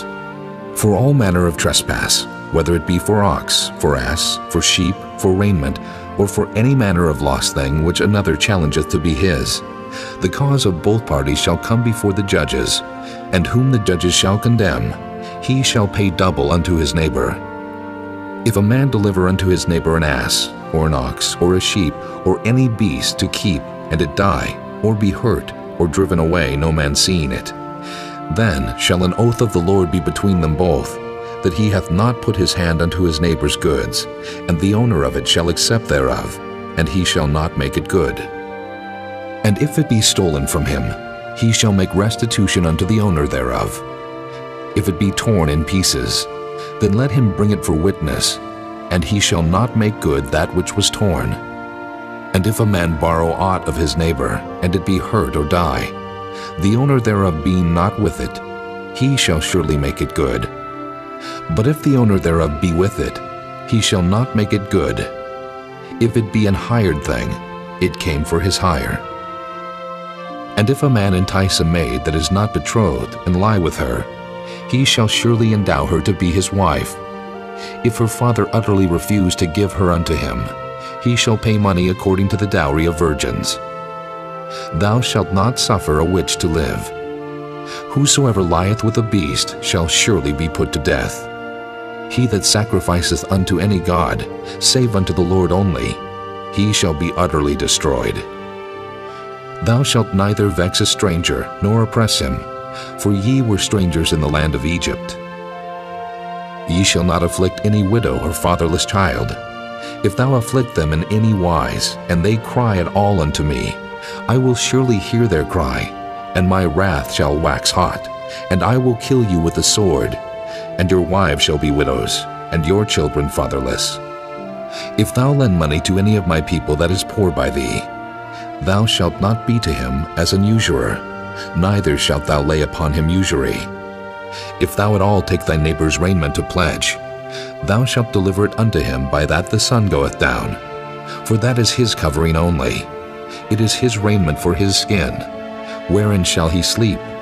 And it shall come to pass, when he crieth unto me, that I will hear, for I am gracious. Thou shalt not revile the gods, nor curse the ruler of thy people.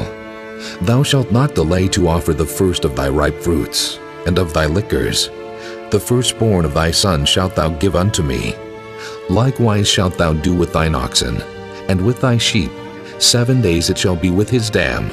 On the 8th day thou shalt give it me. And ye shall be holy men unto me.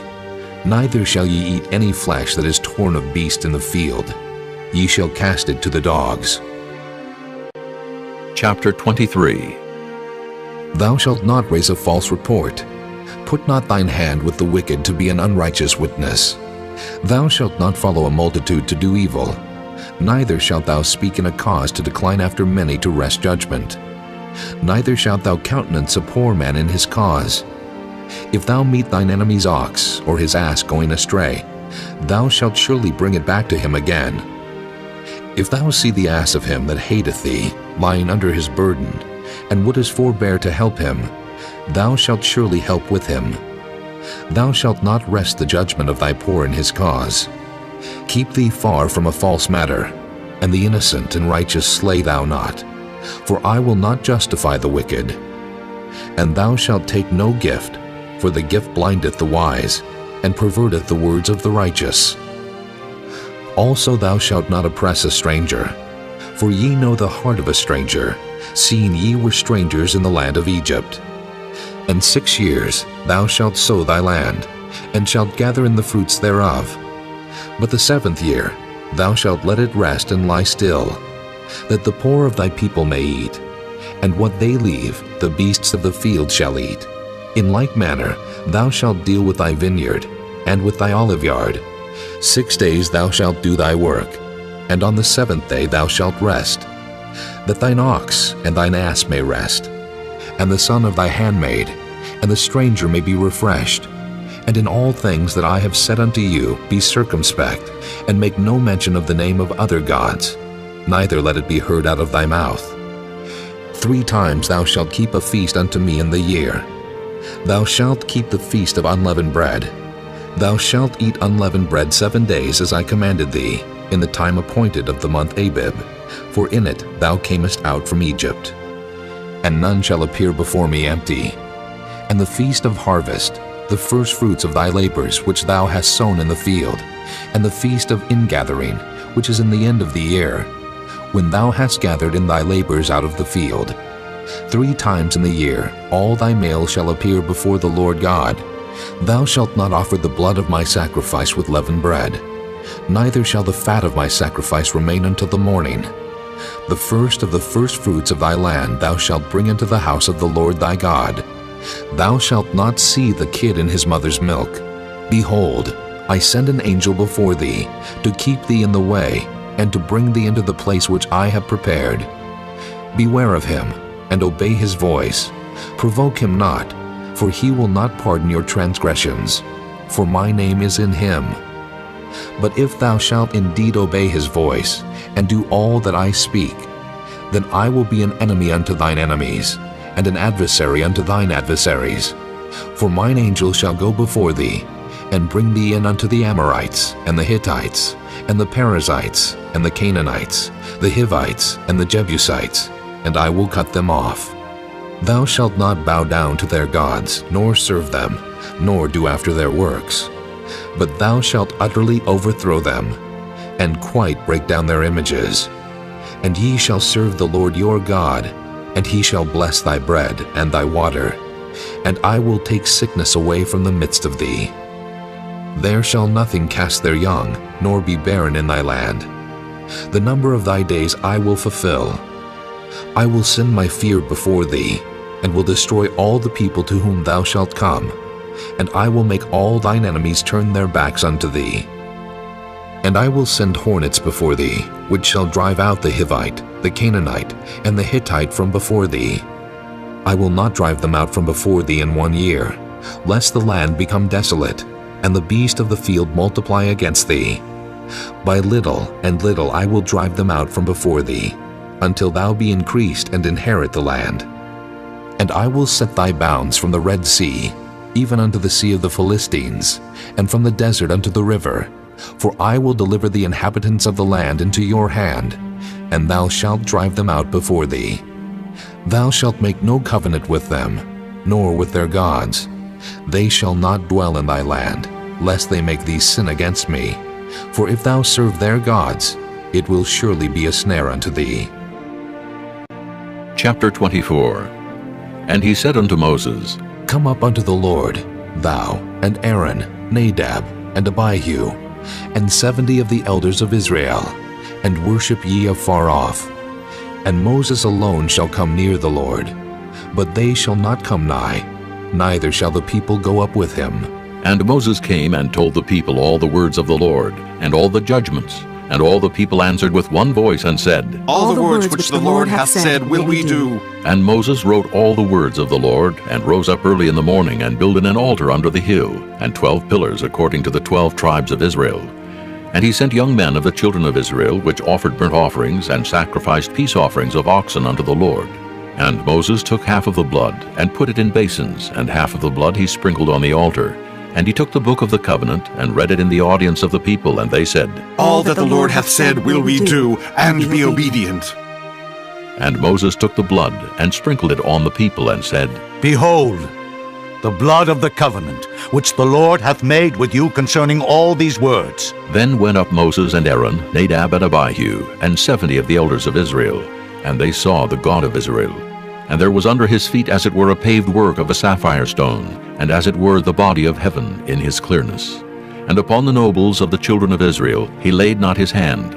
Also they saw God, and did eat and drink. And the Lord said unto Moses, Come up to me into the mount, and be there, and I will give thee tables of stone, and a law and commandments which I have written, that thou mayest teach them. And Moses rose up, and his minister Joshua. And Moses went up into the mount of God, and he said unto the elders, Tarry ye here for us, until we come again unto you. And behold, Aaron and Hur are with you. If any man have any matters to do, let him come unto them. And Moses went up into the mount, and a cloud covered the mount. And the glory of the Lord abode upon Mount Sinai, and the cloud covered it 6 days. And the 7th day he called unto Moses out of the midst of the cloud. And the sight of the glory of the Lord was like devouring fire on the top of the mount in the eyes of the children of Israel. And Moses went into the midst of the cloud, and gat him up into the mount. And Moses was in the mount 40 days and 40 nights. Chapter 25. And the Lord spake unto Moses, saying, Speak unto the children of Israel, that they bring me an offering. Of every man that giveth it willingly, with his heart ye shall take my offering.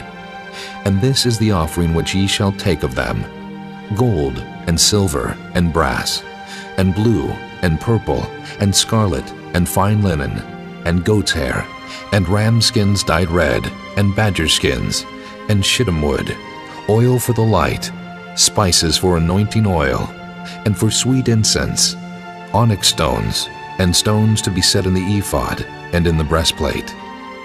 And let them make me a sanctuary, that I may dwell among them, according to all that I show thee, after the pattern of the tabernacle, and the pattern of all the instruments thereof, even so shall ye make it. And they shall make an ark of shittim wood. 2 cubits and a half shall be the length thereof, and a cubit and a half the breadth thereof, and a cubit and a half the height thereof. And thou shalt overlay it with pure gold. Within and without shalt thou overlay it, and shalt make upon it a crown of gold round about. And thou shalt cast 4 rings of gold for it, and put them in the 4 corners thereof. And 2 rings shall be in the one side of it, and 2 rings in the other side of it. And thou shalt make staves of shittim wood, and overlay them with gold. And thou shalt put the staves into the rings by the sides of the ark, that the ark may be borne with them. The stave shall be in the rings of the ark. They shall not be taken from it. And thou shalt put into the ark the testimony which I shall give thee. And thou shalt make a mercy seat of pure gold. 2 cubits and a half shall be the length thereof, and a cubit and a half the breadth thereof. And thou shalt make 2 cherubims of gold. Of beaten work shalt thou make them in the 2 ends of the mercy seat. And make 1 cherub on the one end, and the other cherub on the other end. Even of the mercy seat shall ye make the cherubims on the 2 ends thereof. And the cherubims shall stretch forth their wings on high, covering the mercy seat with their wings, and their faces shall look one to another. Toward the mercy seat shall the faces of the cherubims be. And thou shalt put the mercy seat above upon the ark, and in the ark thou shalt put the testimony that I shall give thee. And there I will meet with thee, and I will commune with thee from above the mercy seat, from between the 2 cherubims which are upon the ark of the testimony, of all things which I will give thee in commandment unto the children of Israel. Thou shalt also make a table of shittim wood. 2 cubits shall be the length thereof, and a cubit the breadth thereof, and a cubit and a half the height thereof. And thou shalt overlay it with pure gold, and make thereto a crown of gold round about. And thou shalt make unto it a border of an handbreadth round about, and thou shalt make a golden crown to the border thereof round about. And thou shalt make for it 4 rings of gold, and put the rings in the 4 corners that are on the 4 feet thereof. Over against the border shall the rings be for places of the staves to bear the table. And thou shalt make the staves of shittim wood, and overlay them with gold, that the table may be borne with them. And thou shalt make the dishes thereof, and spoons thereof, and covers thereof, and bowls thereof, to cover withal, of pure gold shalt thou make them. And thou shalt set upon the table showbread before me alway. And thou shalt make a candlestick of pure gold, of beaten work shall the candlestick be made. His shaft, and his branches, his bowls, his knops, and his flowers shall be of the same. And 6 branches shall come out of the sides of it, 3 branches of the candlestick out of the one side, and 3 branches of the candlestick out of the other side. 3 bowls made like unto almonds, with a knop and a flower in one branch, and 3 bowls made like almonds in the other branch, with a knop and a flower. So in the 6 branches that come out of the candlestick, and in the candlestick shall be 4 bowls made like unto almonds, with their knops and their flowers. And there shall be a knop under 2 branches of the same, and a knop under 2 branches of the same, and a knop under 2 branches of the same, according to the 6 branches that proceed out of the candlestick. Their knops and their branches shall be of the same. All it shall be one beaten work of pure gold. And thou shalt make the 7 lamps thereof, and they shall light the lamps thereof, that they may give light over against it.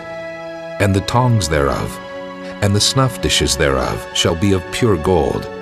Of a talent of pure gold shall he make it, with all these vessels. And look that thou make them after their pattern, which was showed thee in the mount. Chapter 26. Moreover, thou shalt make the tabernacle with 10 curtains of fine twined linen, and blue, and purple, and scarlet. With cherubims of cunning work shalt thou make them. The length of one curtain shall be 28 cubits, and the breadth of one curtain 4 cubits. And every one of the curtains shall have one measure.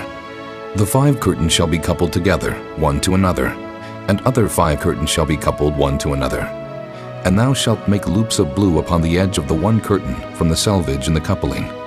And likewise shalt thou make in the uttermost edge of another curtain, in the coupling of the second. 50 loops shalt thou make in the one curtain, and 50 loops shalt thou make in the edge of the curtain that is in the coupling of the second, that the loops may take hold one of another. And thou shalt make 50 tacks of gold, and couple the curtains together with the tacks, and it shall be one tabernacle. And thou shalt make curtains of goat's hair to be a covering upon the tabernacle. 11 curtains shalt thou make. The length of one curtain shall be 30 cubits, and the breadth of one curtain 4 cubits. And the 11 curtains shall be all of one measure. And thou shalt couple 5 curtains by themselves, and 6 curtains by themselves, and shalt double the 6th curtain in the forefront of the tabernacle. And thou shalt make 50 loops on the edge of the one curtain that is outmost in the coupling, and 50 loops in the edge of the curtain which coupleth the second. And thou shalt make 50 tacks of brass, and put the tacks into the loops, and couple the tent together, that it may be one. And the remnant that remaineth of the curtains of the tent, the half curtain that remaineth, shall hang over the backside of the tabernacle. And a cubit on the one side, and a cubit on the other side of that which remaineth in the length of the curtains of the tent. It shall hang over the sides of the tabernacle, on this side and on that side to cover it. And thou shalt make a covering for the tent of ram skins dyed red, and a covering above of badger skins. And thou shalt make boards for the tabernacle of shittim wood standing up. 10 cubits shall be the length of a board, and a cubit and a half shall be the breadth of one board. 2 tenons shall there be in one board, set in order one against another. Thus shalt thou make for all the boards of the tabernacle. And thou shalt make the boards for the tabernacle 20 boards on the south side southward.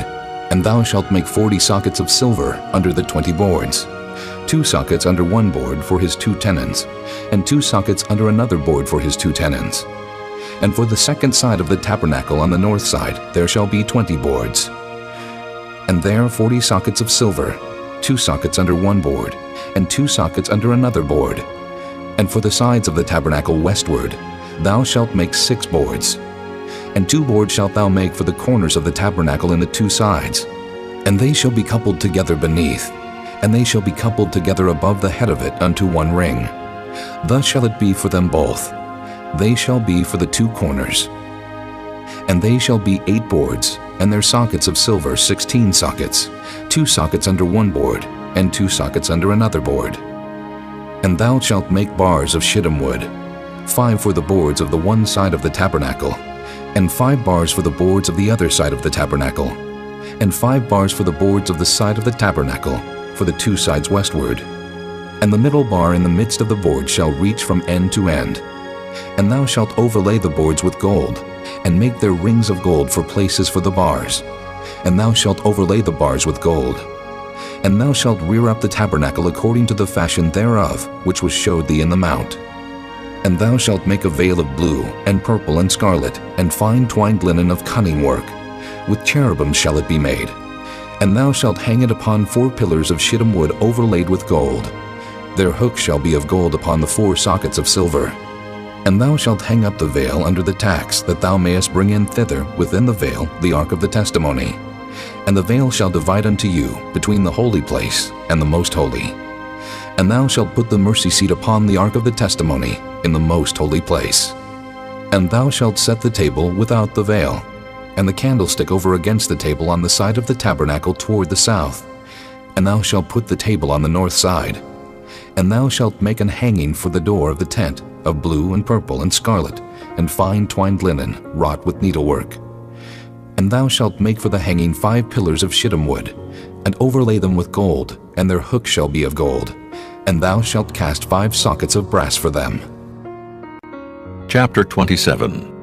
And thou shalt make an altar of shittim wood, 5 cubits long, and 5 cubits broad. The altar shall be 4 square, and the height thereof shall be 3 cubits. And thou shalt make the horns of it upon the 4 corners thereof. His horn shall be of the same. And thou shalt overlay it with brass. And thou shalt make his pans to receive his ashes, and his shovels, and his basins, and his flesh hooks, and his fire pans. All the vessels thereof thou shalt make of brass. And thou shalt make for it a grate of network of brass. And upon the net shalt thou make 4 brassen rings in the 4 corners thereof. And thou shalt put it under the compass of the altar beneath, that the net may be even to the midst of the altar. And thou shalt make staves for the altar, staves of shittim wood, and overlay them with brass. And the staves shall be put into the rings, and the staves shall be upon the 2 sides of the altar to bear it. Hollow with boards shalt thou make it. As it was showed thee in the mount, so shall they make it. And thou shalt make the court of the tabernacle. For the south side southward there shall be hangings for the cord of fine twined linen, of 100 cubits long for one side. And the 20 pillars thereof, and their 20 sockets shall be of brass. The hooks of the pillars, and their fillets shall be of silver.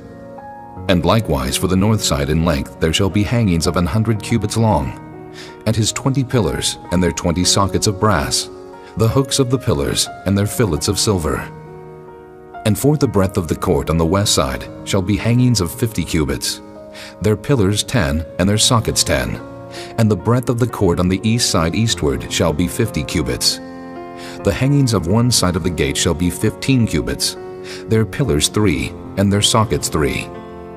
And on the other side shall be hangings 15 cubits, their pillars 3, and their sockets 3. And for the gate of the court shall be an hanging of 20 cubits, of blue and purple and scarlet, and fine twined linen, wrought with needlework. And their pillars shall be 4, and their sockets 4. All the pillars round about the court shall be filleted with silver. Their hooks shall be of silver, and their sockets of brass. The length of the court shall be 100 cubits, and the breadth 50, everywhere. And the height 5 cubits of fine twined linen, and their sockets of brass. All the vessels of the tabernacle and all the service thereof, and all the pins thereof, and all the pins of the court shall be of brass. And thou shalt command the children of Israel, that they bring thee pure oil, olive beaten for the light, to cause the lamp to burn always. In the tabernacle of the congregation without the veil, which is before the testimony, Aaron and his sons shall order it from evening to morning before the Lord. It shall be a statute forever unto their generations on the behalf of the children of Israel. Chapter 28. And take thou unto thee Aaron thy brother, and his sons with him from among the children of Israel, that he may minister unto me in the priest's office, even Aaron, Nadab, and Abihu, Eleazar, and Ithamar, Aaron's sons. And thou shalt make holy garments for Aaron thy brother, for glory and for beauty. And thou shalt speak unto all that are wise-hearted, whom I have filled with the spirit of wisdom, that they may make Aaron's garments to consecrate him, that he may minister unto me in the priest's office. And these are the garments which they shall make: a breastplate, and an ephod, and a robe, and a broidered coat, a mitre, and a girdle. And they shall make holy garments for Aaron thy brother and his sons, that he may minister unto me in the priest's office. And they shall take gold, and blue, and purple, and scarlet, and fine linen. And they shall make the ephod of gold, of blue, and of purple, of scarlet, and fine twined linen with cunning work. It shall have the two shoulder pieces thereof joined at the two edges thereof, and so it shall be joined together. And the curious girdle of the ephod which is upon it shall be of the same according to the work thereof, even of gold, of blue, and purple, and scarlet, and fine twined linen. And thou shalt take 2 onyx stones, and grave on them the names of the children of Israel, 6 of their names on one stone, and the other 6 names of the rest on the other stone according to their birth. With the work of an engraver in stone, like the engravings of a signet, shalt thou engrave the 2 stones with the names of the children of Israel. Thou shalt make them to be set in ouches of gold. And thou shalt put the 2 stones upon the shoulders of the ephod for stones of memorial unto the children of Israel. And Aaron shall bear their names before the Lord upon his 2 shoulders for a memorial. And thou shalt make ouches of gold, and 2 chains of pure gold at the ends, of wreathen work shalt thou make them, and fasten the wreathen chains to the ouches. And thou shalt make the breastplate of judgment with cunning work. After the work of the ephod thou shalt make it. Of gold, of blue, and of purple, and of scarlet, and of fine twined linen shalt thou make it. 4 square it shall be being doubled. A span shall be the length thereof, and a span shall be the breadth thereof. And thou shalt set in it settings of stones, even 4 rows of stones. The first row shall be a sardius, a topaz, and a carbuncle. This shall be the first row. And the second row shall be an emerald, a sapphire, and a diamond. And the third row, a ligure, an agate, and an amethyst. And the fourth row, a beryl, and an onyx, and a jasper. They shall be set in gold in their enclosings. And the stones shall be with the names of the children of Israel, 12 according to their names, like the engravings of a signet. Every one with his name shall they be according to the 12 tribes. And thou shalt make upon the breastplate chains at the ends of wreathen work of pure gold. And thou shalt make upon the breastplate 2 rings of gold, and shalt put the 2 rings on the 2 ends of the breastplate. And thou shalt put the 2 wreathen chains of gold in the 2 rings which are on the ends of the breastplate. And the other 2 ends of the 2 wreathen chains thou shalt fasten in the 2 ouches, and put them on the shoulder pieces of the ephod before it. And thou shalt make 2 rings of gold, and thou shalt put them upon the 2 ends of the breastplate in the border thereof, which is in the side of the ephod inward. And 2 other rings of gold thou shalt make, and shalt put them on the 2 sides of the ephod underneath, toward the forepart thereof, over against the other coupling thereof, above the curious girdle of the ephod. And they shall bind the breastplate by the rings thereof unto the rings of the ephod with a lace of blue, that it may be above the curious girdle of the ephod, and that the breastplate be not loosed from the ephod. And Aaron shall bear the names of the children of Israel in the breastplate of judgment upon his heart, when he goeth in unto the holy place, for a memorial before the Lord continually. And thou shalt put in the breastplate of judgment the Urim and the Thummim, and they shall be upon Aaron's heart when he goeth in before the Lord. And Aaron shall bear the judgment of the children of Israel upon his heart before the Lord continually. And thou shalt make the robe of the ephod all of blue, and there shall be an hole in the top of it, in the midst thereof. It shall have a binding of woven work round about the whole of it, as it were the hole of an habergeon, that it be not rent. And beneath, upon the hem of it, thou shalt make pomegranates of blue, and of purple, and of scarlet, round about the hem thereof, and bells of gold between them round about. A golden bell and a pomegranate, a golden bell and a pomegranate, upon the hem of the robe round about. And it shall be upon Aaron to minister, and his sound shall be heard when he goeth in unto the holy place before the Lord, and when he cometh out, that he die not. And thou shalt make a plate of pure gold, and grave upon it, like the engravings of a signet, Holiness to the Lord. And thou shalt put it on a blue lace, that it may be upon the mitre. Upon the forefront of the mitre it shall be. And it shall be upon Aaron's forehead, that Aaron may bear the iniquity of the holy things, which the children of Israel shall hallow in all their holy gifts. And it shall be always upon his forehead, that they may be accepted before the Lord. And thou shalt embroider the coat of fine linen, and thou shalt make the mitre of fine linen, and thou shalt make the girdle of needlework. And for Aaron's sons thou shalt make coats, and thou shalt make for them girdles, and bonnets shalt thou make for them, for glory and for beauty. And thou shalt put them upon Aaron thy brother, and his sons with him, and shalt anoint them, and consecrate them, and sanctify them, that they may minister unto me in the priest's office. And thou shalt make them linen breeches to cover their nakedness. From the loins even unto the thighs they shall reach. And they shall be upon Aaron and upon his sons, when they come in unto the tabernacle of the congregation, or when they come near unto the altar to minister in the holy place, that they bear not iniquity, and die. It shall be a statute forever unto him and his seed after him. Chapter 29. And this is the thing that thou shalt do unto them, to hallow them, to minister unto me in the priest's office. Take 1 young bullock, and 2 rams without blemish, and unleavened bread, and cakes unleavened tempered with oil, and wafers unleavened anointed with oil. Of wheaten flour shalt thou make them. And thou shalt put them into 1 basket, and bring them in the basket with the bullock and the 2 rams. And Aaron and his sons thou shalt bring unto the door of the tabernacle of the congregation, and shalt wash them with water. And thou shalt take the garments, and put upon Aaron the coat, and the robe of the ephod, and the ephod, and the breastplate, and gird him with the curious girdle of the ephod.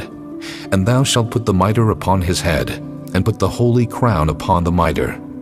Then shalt thou take the anointing oil, and pour it upon his head, and anoint him. And thou shalt bring his sons, and put coats upon them, and thou shalt gird them with girdles, Aaron and his sons, and put the bonnets on them, and the priest's office shall be theirs for a perpetual statute. And thou shalt consecrate Aaron and his sons.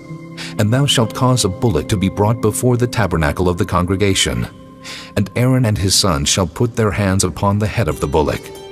And thou shalt kill the bullock before the Lord, by the door of the tabernacle of the congregation. And thou shalt take of the blood of the bullock, and put it upon the horns of the altar with thy finger, and pour all the blood beside the bottom of the altar. And thou shalt take all the fat that covereth the inwards, and the caul that is above the liver, and the 2 kidneys, and the fat that is upon them, and burn them upon the altar. But the flesh of the bullock, and his skin, and his dung, shalt thou burn with fire without the camp.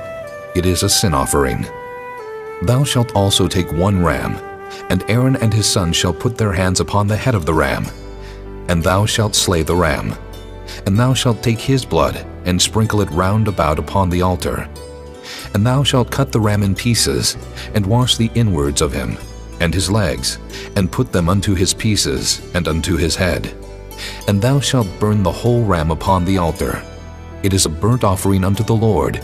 It is a sweet savor, an offering made by fire unto the Lord. And thou shalt take the other ram, and Aaron and his sons shall put their hands upon the head of the ram.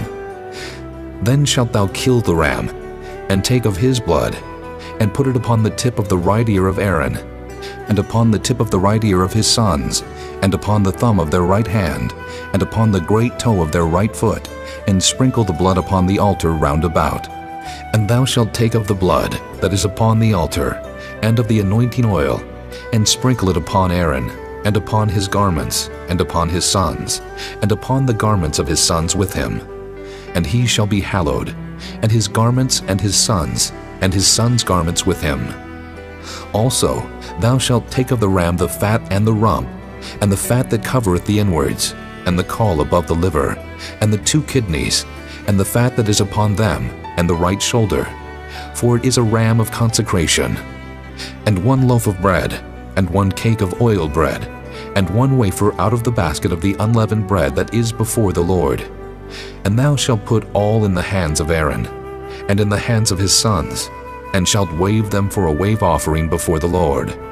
And thou shalt receive them of their hands, and burn them upon the altar for a burnt offering, for a sweet savor before the Lord. It is an offering made by fire unto the Lord.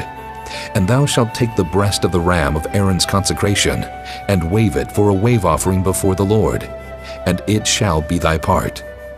And thou shalt sanctify the breast of the wave offering, and the shoulder of the heave offering, which is waved, and which is heaved up, of the ram of the consecration, even of that which is for Aaron, and of that which is for his sons. And it shall be Aaron's and his sons by a statute forever from the children of Israel. For it is an heave offering, and it shall be an heave offering from the children of Israel of the sacrifice of their peace offerings, even their heave offering unto the Lord. And the holy garments of Aaron shall be his sons after him, to be anointed therein, and to be consecrated in them. And that son that is priest in his stead shall put them on 7 days, when he cometh into the tabernacle of the congregation to minister in the holy place. And thou shalt take the ram of the consecration, and seethe his flesh in the holy place. And Aaron and his sons shall eat the flesh of the ram, and the bread that is in the basket by the door of the tabernacle of the congregation. And they shall eat those things wherewith the atonement was made, to consecrate and to sanctify them. But a stranger shall not eat thereof, because they are holy. And if aught of the flesh of the consecrations, or of the bread remain unto the morning, then thou shalt burn the remainder with fire. It shall not be eaten, because it is holy. And thus shalt thou do unto Aaron, and to his sons, according to all things which I have commanded thee. 7 days shalt thou consecrate them, and thou shalt offer every day a bullock for a sin offering for atonement. And thou shalt cleanse the altar, when thou hast made an atonement for it, and thou shalt anoint it to sanctify it. 7 days thou shalt make an atonement for the altar, and sanctify it, and it shall be an altar most holy. Whatsoever toucheth the altar shall be holy. Now this is that which thou shalt offer upon the altar: 2 lambs of the first year, day by day continually. The 1 lamb thou shalt offer in the morning, and the other lamb thou shalt offer at even. And with the 1 lamb 1/10 deal of flour mingled with the 4th part of an hin of beaten oil, and the 4th part of an hin of wine for a drink offering. And the other lamb thou shalt offer at even, and shalt do thereto according to the meat offering of the morning, and according to the drink offering thereof, for a sweet savor, an offering made by fire unto the Lord. This shall be a continual burnt offering throughout your generations at the door of the tabernacle of the congregation before the Lord, where I will meet you, to speak there unto thee. And there I will meet with the children of Israel, and the tabernacle shall be sanctified by my glory. And I will sanctify the tabernacle of the congregation, and the altar. I will sanctify also both Aaron and his sons, to minister to me in the priest's office. And I will dwell among the children of Israel, and will be their God. And they shall know that I am the Lord their God, that brought them forth out of the land of Egypt, that I may dwell among them. I am the Lord their God. Chapter 30. And thou shalt make an altar to burn incense upon. Of shittim wood shalt thou make it. A cubit shall be the length thereof, and a cubit the breadth thereof. 4 square shall it be, and 2 cubits shall be the height thereof. The horns thereof shall be of the same. And thou shalt overlay it with pure gold, the top thereof, and the sides thereof round about, and the horns thereof. And thou shalt make unto it a crown of gold round about. And 2 golden rings shalt thou make to it under the crown of it, by the 2 corners thereof. Upon the 2 sides of it shalt thou make it, and they shall be for places for the staves to bear it withal. And thou shalt make the staves of shittim wood, and overlay them with gold. And thou shalt put it before the veil that is by the ark of the testimony, before the mercy seat that is over the testimony, where I will meet with thee. And Aaron shall burn thereon sweet incense every morning. When he dresseth the lamps, he shall burn incense upon it. And when Aaron lighteth the lamps at even, he shall burn incense upon it, a perpetual incense before the Lord throughout your generations. Ye shall offer no strange incense thereon, nor burnt sacrifice, nor meat offering, neither shall ye pour drink offering thereon. And Aaron shall make an atonement upon the horns of it once in a year, with the blood of the sin offering of atonements. Once in the year shall he make atonement upon it throughout your generations. It is most holy unto the Lord. And the Lord spake unto Moses, saying, When thou takest the sum of the children of Israel after their number, then shall they give every man a ransom for his soul unto the Lord, when thou numberest them, that there be no plague among them when thou numberest them. This they shall give, every one that passeth among them that are numbered, half a shekel after the shekel of the sanctuary. A shekel is 20 gerahs, and half shekel shall be the offering of the Lord. Every one that passeth among them that are numbered, from 20 years old and above, shall give an offering unto the Lord. The rich shall not give more, and the poor shall not give less than half a shekel, when they give an offering unto the Lord to make an atonement for your souls. And thou shalt take the atonement money of the children of Israel, and shalt appoint it for the service of the tabernacle of the congregation, that it may be a memorial unto the children of Israel before the Lord, to make an atonement for your souls. And the Lord spake unto Moses, saying, Thou shalt also make a laver of brass, and his foot also of brass, to wash withal, and thou shalt put it between the tabernacle of the congregation and the altar, and thou shalt put water therein. For Aaron and his sons shall wash their hands and their feet thereat. When they go into the tabernacle of the congregation, they shall wash with water, that they die not. Or when they come near to the altar to minister, to burn offering made by fire unto the Lord. So they shall wash their hands and their feet, that they die not. And it shall be a statute forever to them, even to him and to his seed throughout their generations. Moreover, the Lord spake unto Moses, saying, Take thou also unto thee principal spices of pure myrrh, 500 shekels, and of sweet cinnamon half so much, even 250 shekels, and of sweet calamus 250 shekels, and of cassia 500 shekels, after the shekel of the sanctuary, and of oil olive and hin. And thou shalt make it an oil of holy ointment, an ointment compound after the art of the apothecary. It shall be an holy anointing oil. And thou shalt anoint the tabernacle of the congregation therewith, and the ark of the testimony, and the table, and all his vessels, and the candlestick, and his vessels, and the altar of incense, and the altar of burnt offering with all his vessels, and the laver, and his foot. And thou shalt sanctify them, that they may be most holy. Whatsoever toucheth them shall be holy.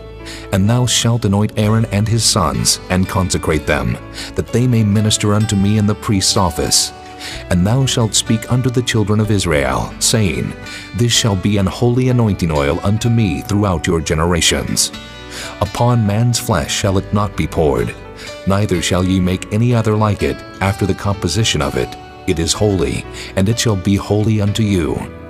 Whosoever compoundeth any like it, or whosoever putteth any of it upon a stranger, shall even be cut off from his people. And the Lord said unto Moses, Take unto thee sweet spices, stacte, and onycha, and galbanum. These sweet spices with pure frankincense, of each shall there be a like weight. And thou shalt make it a perfume, a confection after the art of the apothecary, tempered together, pure and holy. And thou shalt beat some of it very small, and put of it before the testimony in the tabernacle of the congregation, where I will meet with thee. It shall be unto you most holy. And as for the perfume which thou shalt make, ye shall not make to yourselves according to the composition thereof. It shall be unto thee holy for the Lord. Whosoever shall make like unto that, to smell thereto, shall even be cut off from his people. Chapter 31. And the Lord spake unto Moses, saying, See, I have called by name Bezaleel, the son of Uri, the son of Hur of the tribe of Judah, and I have filled him with the Spirit of God, in wisdom, and in understanding, and in knowledge, and in all manner of workmanship, to devise cunning works, to work in gold, and in silver, and in brass, and in cutting of stones to set them, and in carving of timber, to work in all manner of workmanship.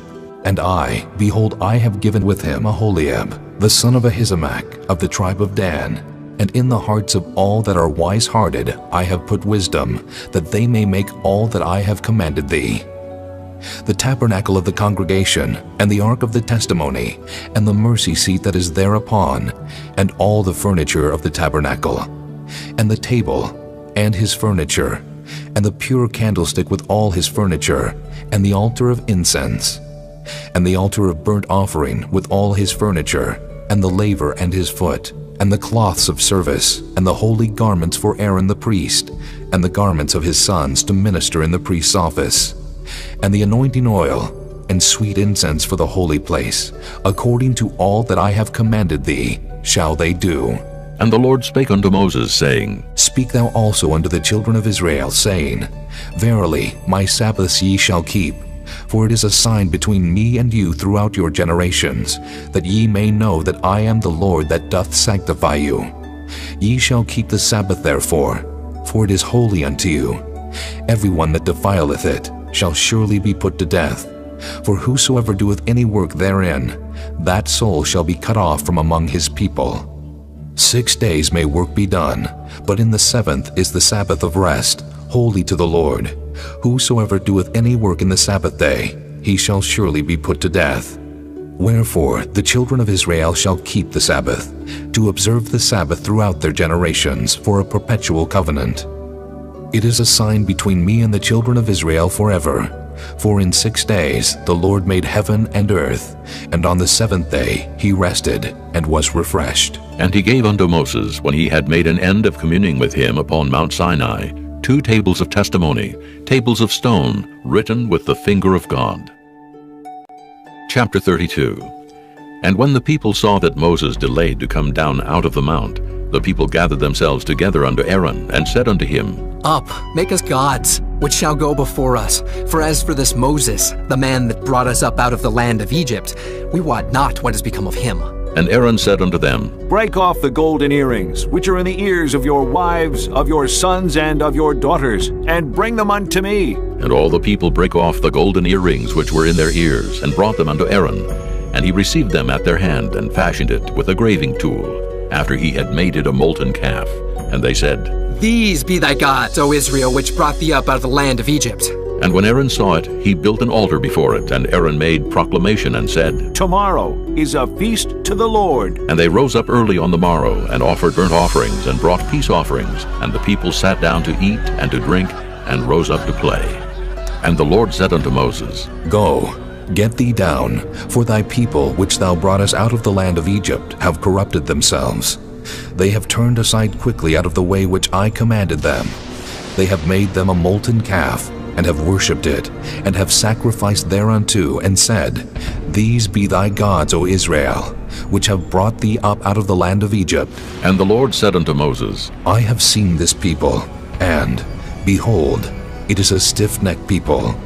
Now therefore let me alone, that my wrath may wax hot against them, and that I may consume them, and I will make of thee a great nation. And Moses besought the Lord his God, and said, Lord, why doth thy wrath wax hot against thy people, which thou hast brought forth out of the land of Egypt with great power, and with a mighty hand? Wherefore should the Egyptians speak, and say, For mischief did he bring them out to slay them in the mountains, and to consume them from the face of the earth? Turn from thy fierce wrath, and repent of this evil against thy people. Remember Abraham, Isaac, and Israel, thy servants, to whom thou swearest by thine own self, and saidst unto them, I will multiply your seed as the stars of heaven, and all this land that I have spoken of will I give unto your seed, and they shall inherit it forever. And the Lord repented of the evil which he thought to do unto his people. And Moses turned, and went down from the mount, and the 2 tables of the testimony were in his hand. The tables were written on both their sides, on the one side and on the other were they written. And the tables were the work of God, and the writing was the writing of God, graven upon the tables. And when Joshua heard the noise of the people as they shouted, he said unto Moses, There is a noise of war in the camp.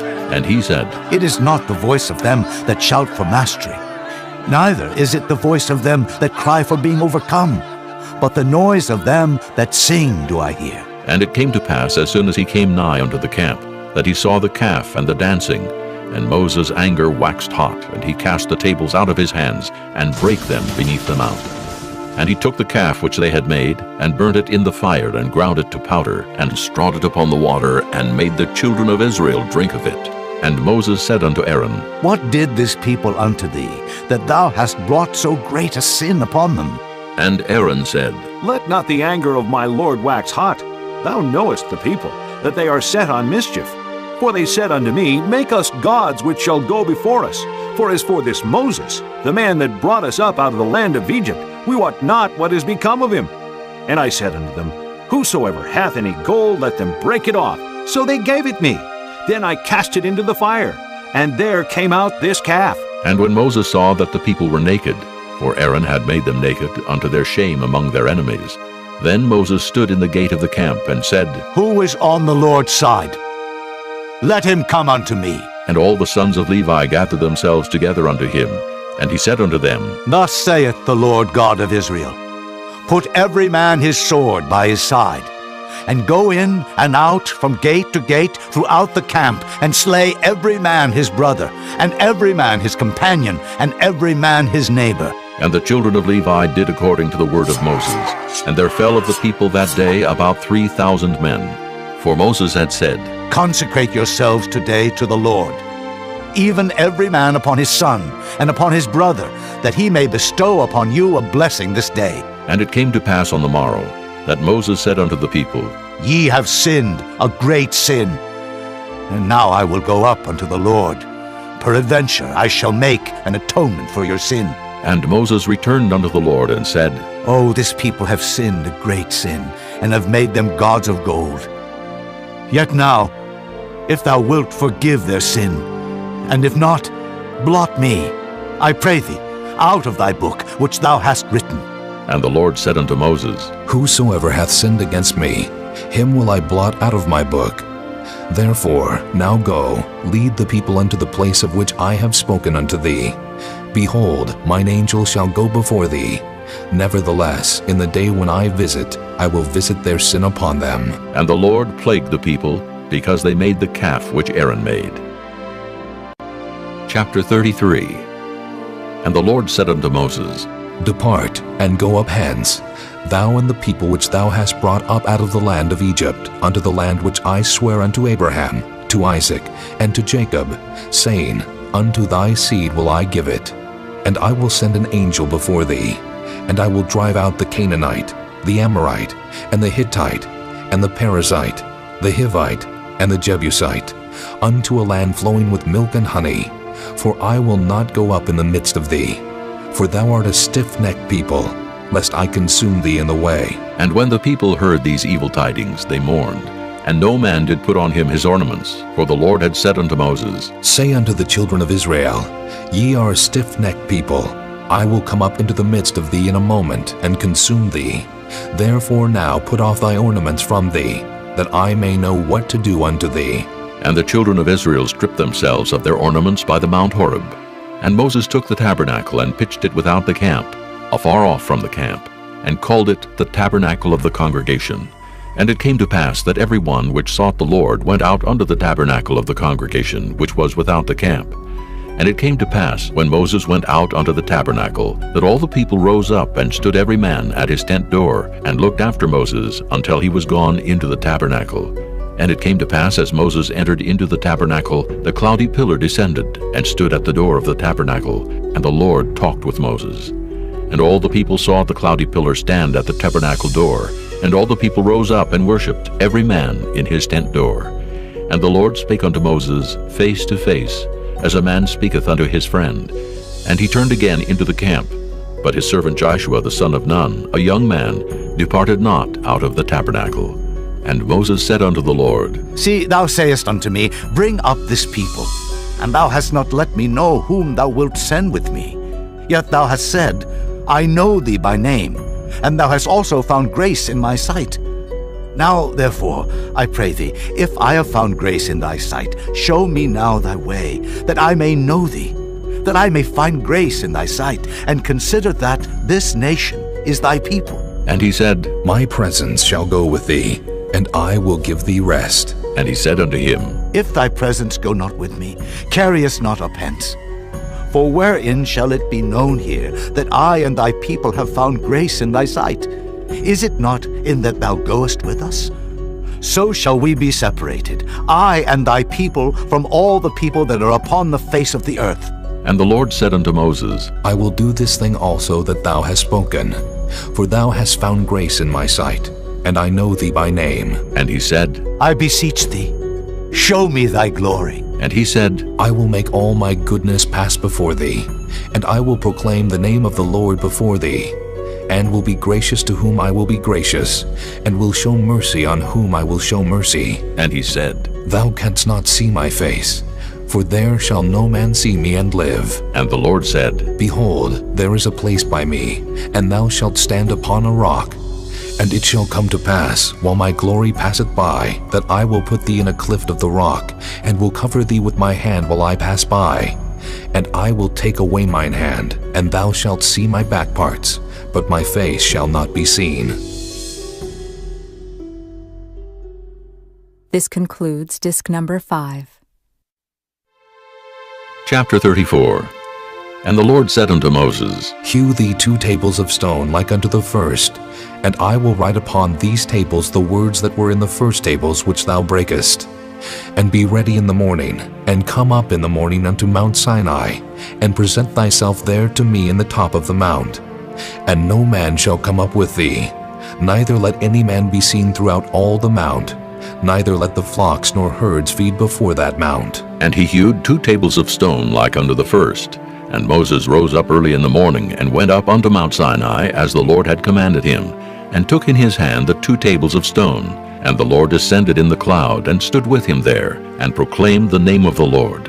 And the Lord passed by before him, and proclaimed, The Lord God, merciful and gracious, long-suffering and abundant in goodness and truth, keeping mercy for thousands, forgiving iniquity and transgression and sin, and that will by no means clear the guilty, visiting the iniquity of the fathers upon the children, and upon the children's children, unto the 3rd and to the 4th generation. And Moses made haste, and bowed his head toward the earth, and worshipped. And he said, If now I have found grace in thy sight, O Lord, let my Lord, I pray thee, go among us, for it is a stiff-necked people. And pardon our iniquity and our sin, and take us for thine inheritance. And he said, Behold, I make a covenant. Before all thy people I will do marvels, such as have not been done in all the earth, nor in any nation. And all the people among which thou art shall see the work of the Lord, for it is a terrible thing that I will do with thee. Observe thou that which I command thee this day. Behold, I drive out before thee the Amorite, and the Canaanite, and the Hittite, and the Perizzite, and the Hivite, and the Jebusite. Take heed to thyself, lest thou make a covenant with the inhabitants of the land whither thou goest, lest it be for a snare in the midst of thee. But ye shall destroy their altars, break their images, and cut down their groves. For thou shalt worship no other God, for the Lord, whose name is jealous, is a jealous God, lest thou make a covenant with the inhabitants of the land, and they go a-whoring after their gods, and do sacrifice unto their gods, and one call thee, and thou eat of his sacrifice. And thou take of their daughters unto thy sons, and their daughters go a-whoring after their gods, and make thy sons go a-whoring after their gods. Thou shalt make thee no molten gods. The feast of unleavened bread shalt thou keep.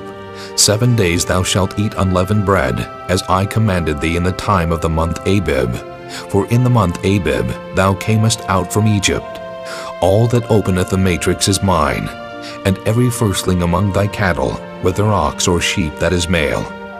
But the firstling of an ass thou shalt redeem with a lamb, and if thou redeem him not, then shalt thou break his neck. All the firstborn of thy sons thou shalt redeem, and none shall appear before me empty. 6 days thou shalt work, but on the 7th day thou shalt rest. In earing time and in harvest thou shalt rest. And thou shalt observe the feast of weeks, of the firstfruits of wheat harvest, and the feast of ingathering at the year's end. Thrice in the year shall all your men children appear before the Lord God, the God of Israel. For I will cast out the nations before thee, and enlarge thy borders. Neither shall any man desire thy land when thou shalt go up to appear before the Lord thy God thrice in the year. Thou shalt not offer the blood of my sacrifice with leaven, neither shall the sacrifice of the feast of the Passover be left unto the morning. The first of the firstfruits of thy land thou shalt bring unto the house of the Lord thy God. Thou shalt not see the kid in his mother's milk. And the Lord said unto Moses, Write thou these words, for after the tenor of these words I have made a covenant with thee and with Israel. And he was there with the Lord 40 days and 40 nights. He did neither eat bread nor drink water, and he wrote upon the tables the words of the covenant, the 10 commandments. And it came to pass, when Moses came down from Mount Sinai with the 2 tables of testimony in Moses' hand, when he came down from the mount, that Moses wist not that the skin of his face shone while he talked with him.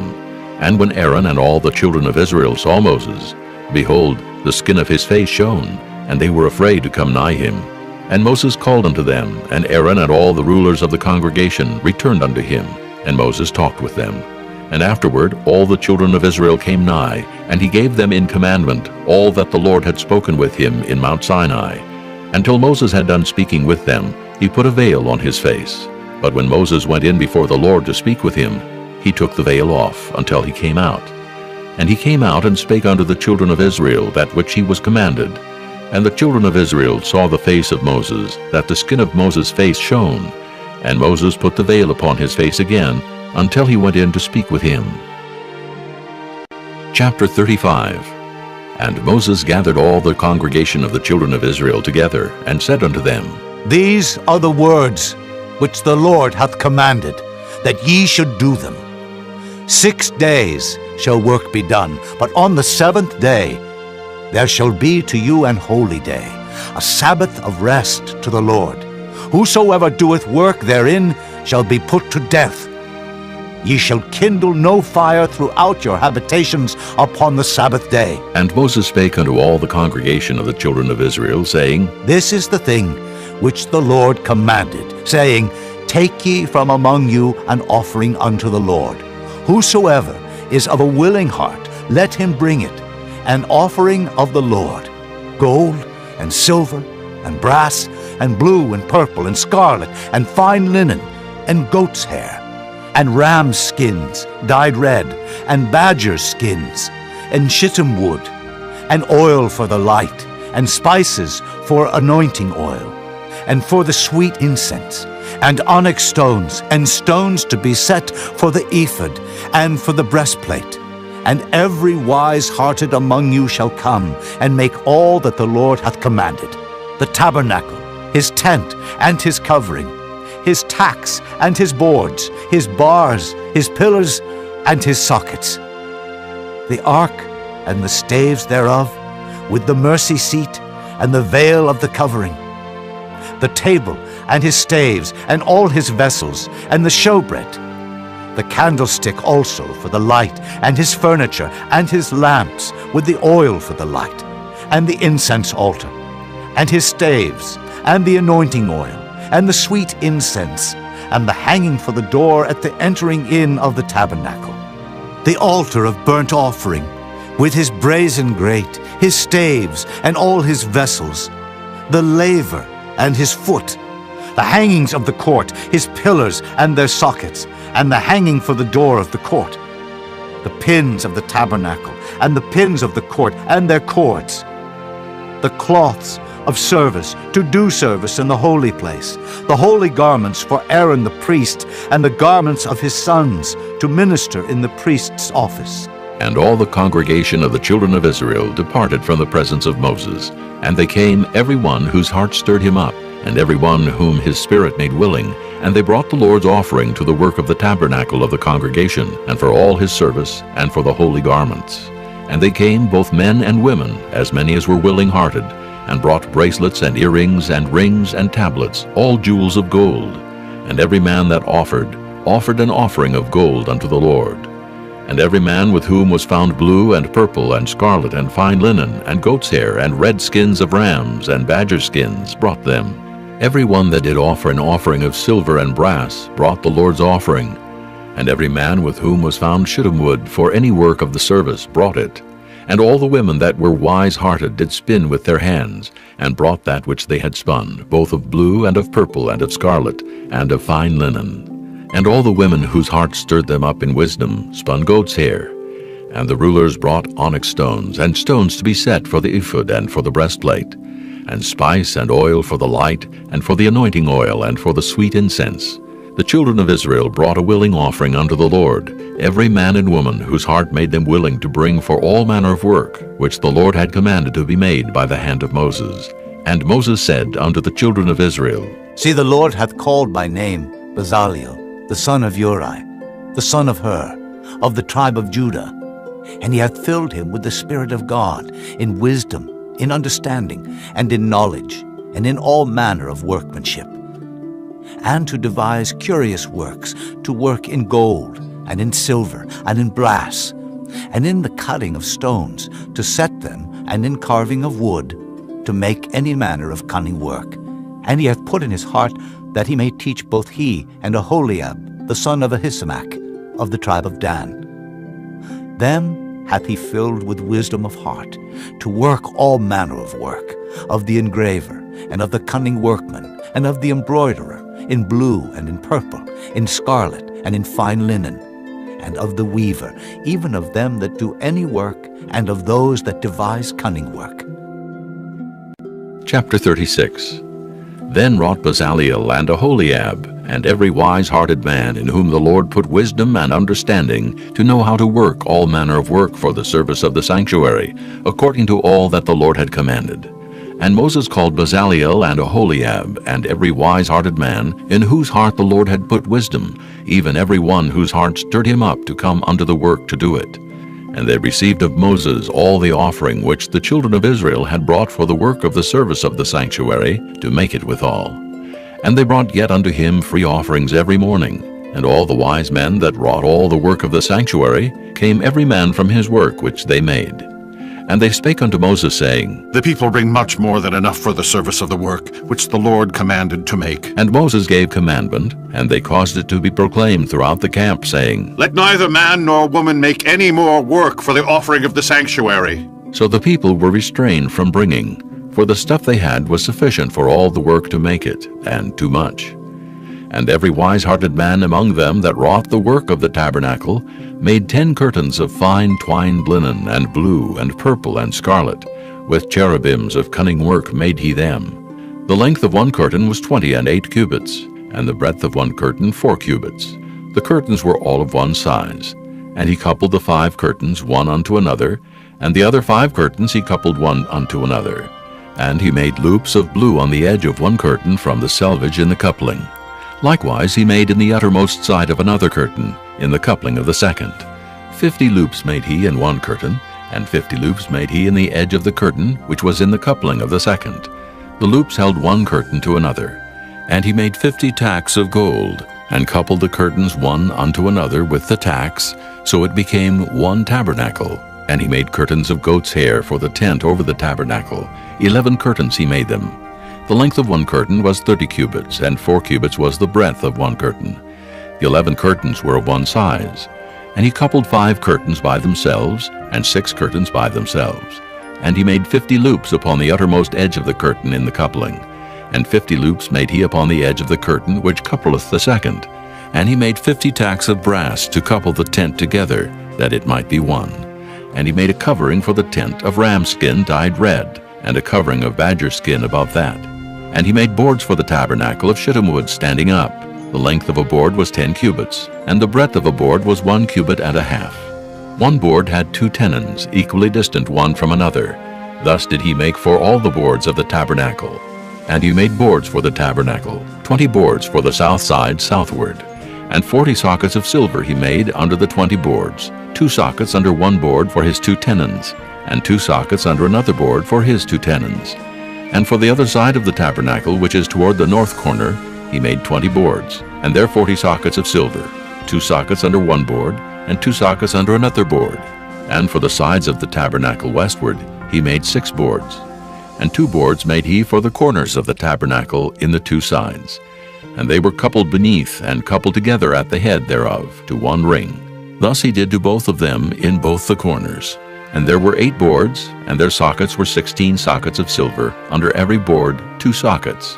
And he made bars of shittim wood, 5 for the boards of the one side of the tabernacle, and 5 bars for the boards of the other side of the tabernacle, and 5 bars for the boards of the tabernacle for the sides westward.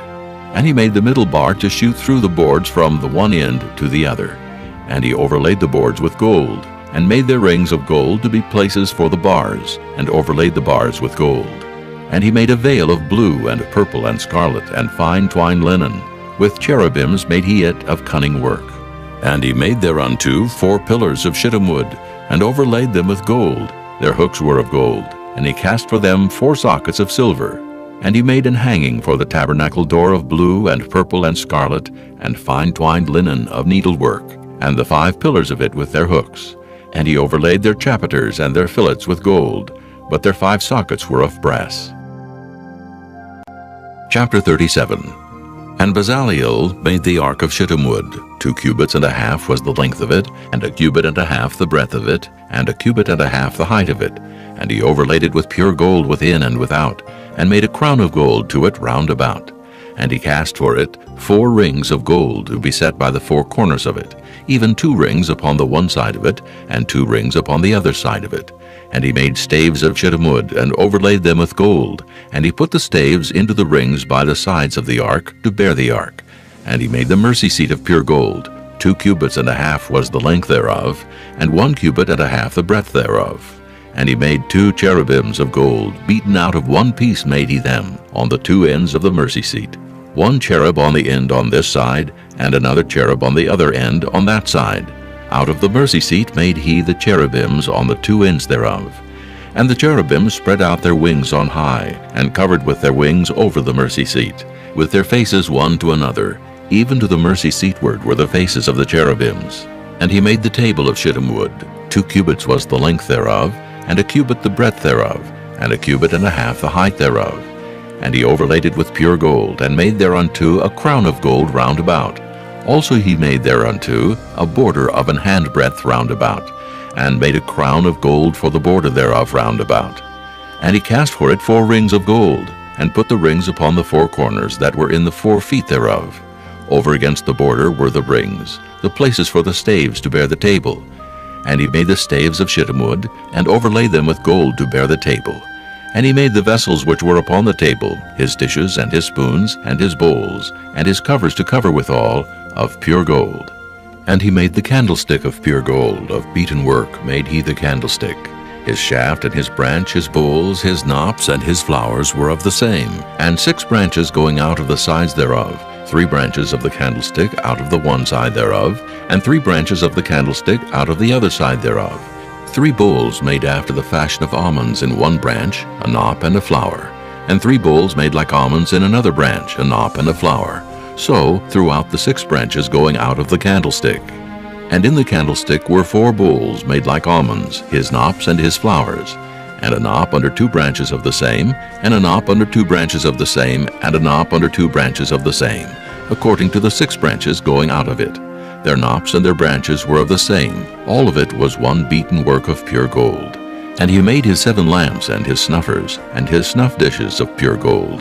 Of a talent of pure gold made he it, and all the vessels thereof. And he made the incense altar of shittim wood. The length of it was 1 cubit, and the breadth of it 1 cubit. It was 4 square, and 2 cubits was the height of it. The horns thereof were of the same. And he overlaid it with pure gold, both the top of it, and the sides thereof round about, and the horns of it. Also he made unto it a crown of gold round about. And he made 2 rings of gold for it under the crown thereof, by the 2 corners of it upon the 2 sides thereof, to be places for the staves to bear it withal. And he made the staves of shittim wood, and overlaid them with gold. And he made the holy anointing oil, and the pure incense of sweet spices, according to the work of the apothecary. Chapter 38. And he made the altar of burnt offering of shittim wood. 5 cubits was the length thereof, and 5 cubits the breadth thereof. It was 4 square, and 3 cubits the height thereof. And he made the horns thereof on the 4 corners of it. The horns thereof were of the same, and he overlaid it with brass. And he made all the vessels of the altar, the pots, and the shovels, and the basins, and the flesh hooks, and the fire pans. All the vessels thereof made he of brass. And he made for the altar a brazen grate of network unto the compass thereof beneath unto the midst of it. And he cast 4 rings for the 4 ends of the grate of brass, to be places for the staves. And he made the staves of shittim wood, and overlaid them with brass. And he put the staves into the rings on the sides of the altar, to bear it withal. He made the altar hollow with boards. And he made the laver of brass, and the foot of it of brass, of the looking glasses of the women assembling, which assembled at the door of the tabernacle of the congregation. And he made the court. On the south side southward, the hangings of the court were of fine twined linen, 100 cubits. Their pillars were 20, and their brazen sockets 20. The hooks of the pillars and their fillets were of silver. And for the north side the hangings were 100 cubits. Their pillars were 20, and their sockets of brass 20. The hooks of the pillars and their fillets of silver. And for the west side were hangings of 50 cubits. Their pillars 10, and their sockets 10. The hooks of the pillars and their fillets of silver. And for the east side eastward 50 cubits. The hangings of the one side of the gate were 15 cubits. Their pillars 3, and their sockets 3. And for the other side of the court gate, on this hand and that hand, were hangings of 15 cubits. Their pillars 3, and their sockets 3. All the hangings of the court round about were of fine twined linen. And the sockets for the pillars were of brass, the hooks of the pillars and their fillets of silver, and the overlaying of their chapiters of silver, and all the pillars of the court were filleted with silver. And the hanging for the gate of the court was needlework of blue and purple and scarlet and fine twined linen, and 20 cubits was the length, and the height in the breadth was 5 cubits, answerable to the hangings of the court. And their pillars were 4, and their sockets of brass 4, their hooks of silver, and the overlaying of their chapiters, and their fillets of silver. And all the pins of the tabernacle, and of the court round about, were of brass. This is the sum of the tabernacle, even of the tabernacle of testimony, as it was counted according to the commandment of Moses, for the service of the Levites, by the hand of Ithamar, son to Aaron the priest. And Bezaleel, the son of Uri, the son of Hur, of the tribe of Judah, made all that the Lord commanded Moses. And with him was Aholiab, son of Ahishamach, of the tribe of Dan, an engraver, and a cunning workman, and an embroiderer in blue, and in purple, and in scarlet, and fine linen. All the gold that was occupied for the work in all the work of the holy place, even the gold of the offering, was 29 talents, and 730 shekels, after the shekel of the sanctuary. And the silver of them that were numbered of the congregation was 100 talents, and 1,760 shekels, after the shekel of the sanctuary. A beka for every man, that is, half a shekel after the shekel of the sanctuary, for every one that went to be numbered from 20 years old and upward, for 600,000 and 3,550 men. And of the 100 talents of silver were cast the sockets of the sanctuary, and the sockets of the veil, 100 sockets of the 100 talents, a talent for a socket. And of the 1,775 shekels he made hooks for the pillars, and overlaid their chapiters, and filleted them. And the brass of the offering was 70 talents, and 2,400 shekels, and therewith he made the sockets to the door of the tabernacle of the congregation, and the brazen altar, and the brazen grate for it, and all the vessels of the altar, and the sockets of the court round about, and the sockets of the court gate, and all the pins of the tabernacle, and all the pins of the court round about. Chapter 39. And of the blue and purple and scarlet they made cloths of service, to do service in the holy place, and made the holy garments for Aaron, as the Lord commanded Moses. And he made the ephod of gold, blue and purple and scarlet, and fine twined linen. And they did beat the gold into thin plates, and cut it into wires, to work it in the blue, and in the purple, and in the scarlet, and in the fine linen, with cunning work. They made shoulder pieces for it, to couple it together. By the 2 edges was it coupled together. And the curious girdle of his ephod that was upon it was of the same, according to the work thereof, of gold, blue, and purple, and scarlet, and fine twined linen, as the Lord commanded Moses. And they wrought onyx stones enclosed in ouches of gold, graven as signets are graven, with the names of the children of Israel. And he put them on the shoulders of the ephod, that they should be stones for a memorial to the children of Israel, as the Lord commanded Moses. And he made the breastplate of cunning work, like the work of the ephod of gold, blue, and purple, and scarlet, and fine twined linen. It was 4 square, They made the breastplate double. A span was the length thereof, and a span the breadth thereof, being doubled. And they set in it 4 rows of stones. The first row was a sardius, a topaz, and a carbuncle. This was the first row. And the second row, an emerald, a sapphire, and a diamond. And the third row, a ligure, an agate, and an amethyst. And the fourth row, a beryl, an onyx, and a jasper. They were enclosed in ouches of gold in their enclosings. And the stones were according to the names of the children of Israel, 12, according to their names, like the engravings of a signet, every one with his name according to the 12 tribes. And they made upon the breastplate chains at the ends of wreathen work of pure gold. And they made 2 ouches of gold, and 2 gold rings, and put the 2 rings in the 2 ends of the breastplate. And they put the 2 wreathen chains of gold in the 2 rings on the ends of the breastplate. And the 2 ends of the 2 wreathen chains they fastened in the 2 ouches, and put them on the shoulder pieces of the ephod before it. And they made 2 rings of gold, and put them on the 2 ends of the breastplate, upon the border of it, which was on the side of the ephod inward. And they made 2 other golden rings, and put them on the 2 sides of the ephod underneath, toward the forepart of it, over against the other coupling thereof, above the curious girdle of the ephod. And they did bind the breastplate by his rings unto the rings of the ephod with a lace of blue, that it might be above the curious girdle of the ephod, and that the breastplate might not be loosed from the ephod, as the Lord commanded Moses. And he made the robe of the ephod of woven work, all of blue, and there was an hole in the midst of the robe, as the hole of an habergeon, with a band round about the hole, that it should not rend. And they made upon the hems of the robe pomegranates of blue and purple and scarlet, and twined linen. And they made bells of pure gold, and put the bells between the pomegranates upon the hem of the robe, round about between the pomegranates. A bell and a pomegranate, a bell and a pomegranate, round about the hem of the robe to minister in, as the Lord commanded Moses. And they made coats of fine linen of woven work for Aaron and for his sons, and a mitre of fine linen, and goodly bonnets of fine linen, and linen breeches of fine twined linen, and a girdle of fine twined linen, and blue and purple and scarlet, of needlework, as the Lord commanded Moses.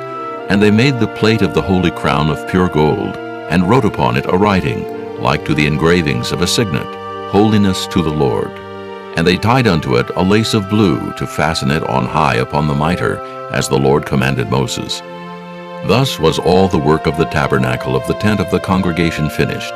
And the children of Israel did according to all that the Lord commanded Moses, so did they. And they brought the tabernacle unto Moses, the tent and all his furniture, his tacks, his boards, his bars, and his pillars, and his sockets, and the covering of ram skins dyed red, and the covering of badger skins, and the veil of the covering, the ark of the testimony, and the staves thereof, and the mercy seat, the table and all the vessels thereof, and the showbread, the pure candlestick with the lamps thereof, even with the lamps to be set in order, and all the vessels thereof, and the oil for light, and the golden altar, and the anointing oil, and the sweet incense, and the hanging for the tabernacle door, the brazen altar, and his grate of brass, his staves, and all his vessels, the laver and his foot, the hangings of the court, his pillars, and his sockets, and the hanging for the court gate, his cords and his pins, and all the vessels of the service of the tabernacle for the tent of the congregation, the cloths of service to do service in the holy place, and the holy garments for Aaron the priest, and his sons' garments, to minister in the priest's office. According to all that the Lord commanded Moses, so the children of Israel made all the work. And Moses did look upon all the work, and behold, they had done it as the Lord had commanded. Even so had they done it, and Moses blessed them. Chapter 40. And the Lord spake unto Moses, saying, On the first day of the first month shalt thou set up the tabernacle of the tent of the congregation. And thou shalt put therein the ark of the testimony, and cover the ark with the veil. And thou shalt bring in the table, and set in order the things that are to be set in order upon it. And thou shalt bring in the candlestick, and light the lamps thereof.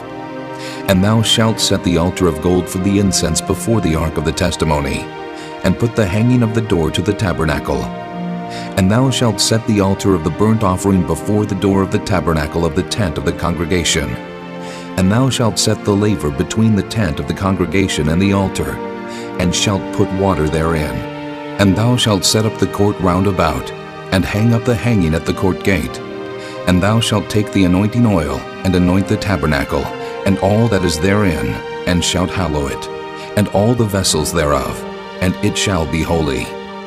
And thou shalt anoint the altar of the burnt offering, and all his vessels, and sanctify the altar, and it shall be an altar most holy.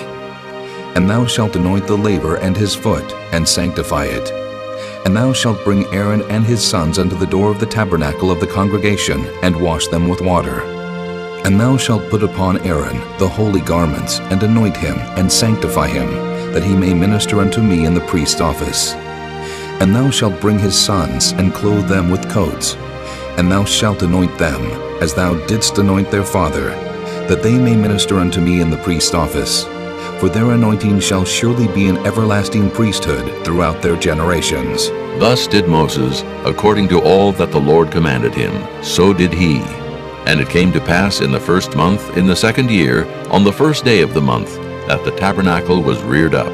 And Moses reared up the tabernacle, and fastened his sockets, and set up the boards thereof, and put in the bars thereof, and reared up his pillars. And he spread abroad the tent over the tabernacle, and put the covering of the tent above upon it, as the Lord commanded Moses. And he took and put the testimony into the ark, and set the staves on the ark, and put the mercy seat above upon the ark. And he brought the ark into the tabernacle, and set up the veil of the covering, and covered the ark of the testimony as the Lord commanded Moses. And he put the table in the tent of the congregation upon the side of the tabernacle northward, without the veil. And he set the bread in order upon it before the Lord, as the Lord had commanded Moses. And he put the candlestick in the tent of the congregation, over against the table, on the side of the tabernacle southward. And he lighted the lamps before the Lord, as the Lord commanded Moses. And he put the golden altar in the tent of the congregation before the veil, and he burnt sweet incense thereon, as the Lord commanded Moses. And he set up the hanging at the door of the tabernacle, and he put the altar of burnt offering by the door of the tabernacle of the tent of the congregation, and offered upon it the burnt offering and the meat offering, as the Lord commanded Moses. And he set the laver between the tent of the congregation and the altar, and put water there to wash withal. And Moses and Aaron and his sons washed their hands and their feet thereat. When they went into the tent of the congregation, and when they came near unto the altar, they washed as the Lord commanded Moses. And he reared up the court round about the tabernacle and the altar, and set up the hanging of the court gate. So Moses finished the work. Then a cloud covered the tent of the congregation, and the glory of the Lord filled the tabernacle. And Moses was not able to enter into the tent of the congregation, because the cloud abode thereon, and the glory of the Lord filled the tabernacle. And when the cloud was taken up from over the tabernacle, the children of Israel went onward in all their journeys. But if the cloud were not taken up, then they journeyed not till the day that it was taken up. For the cloud of the Lord was upon the tabernacle by day, and fire was on it by night, in the sight of all the house of Israel throughout all their journeys.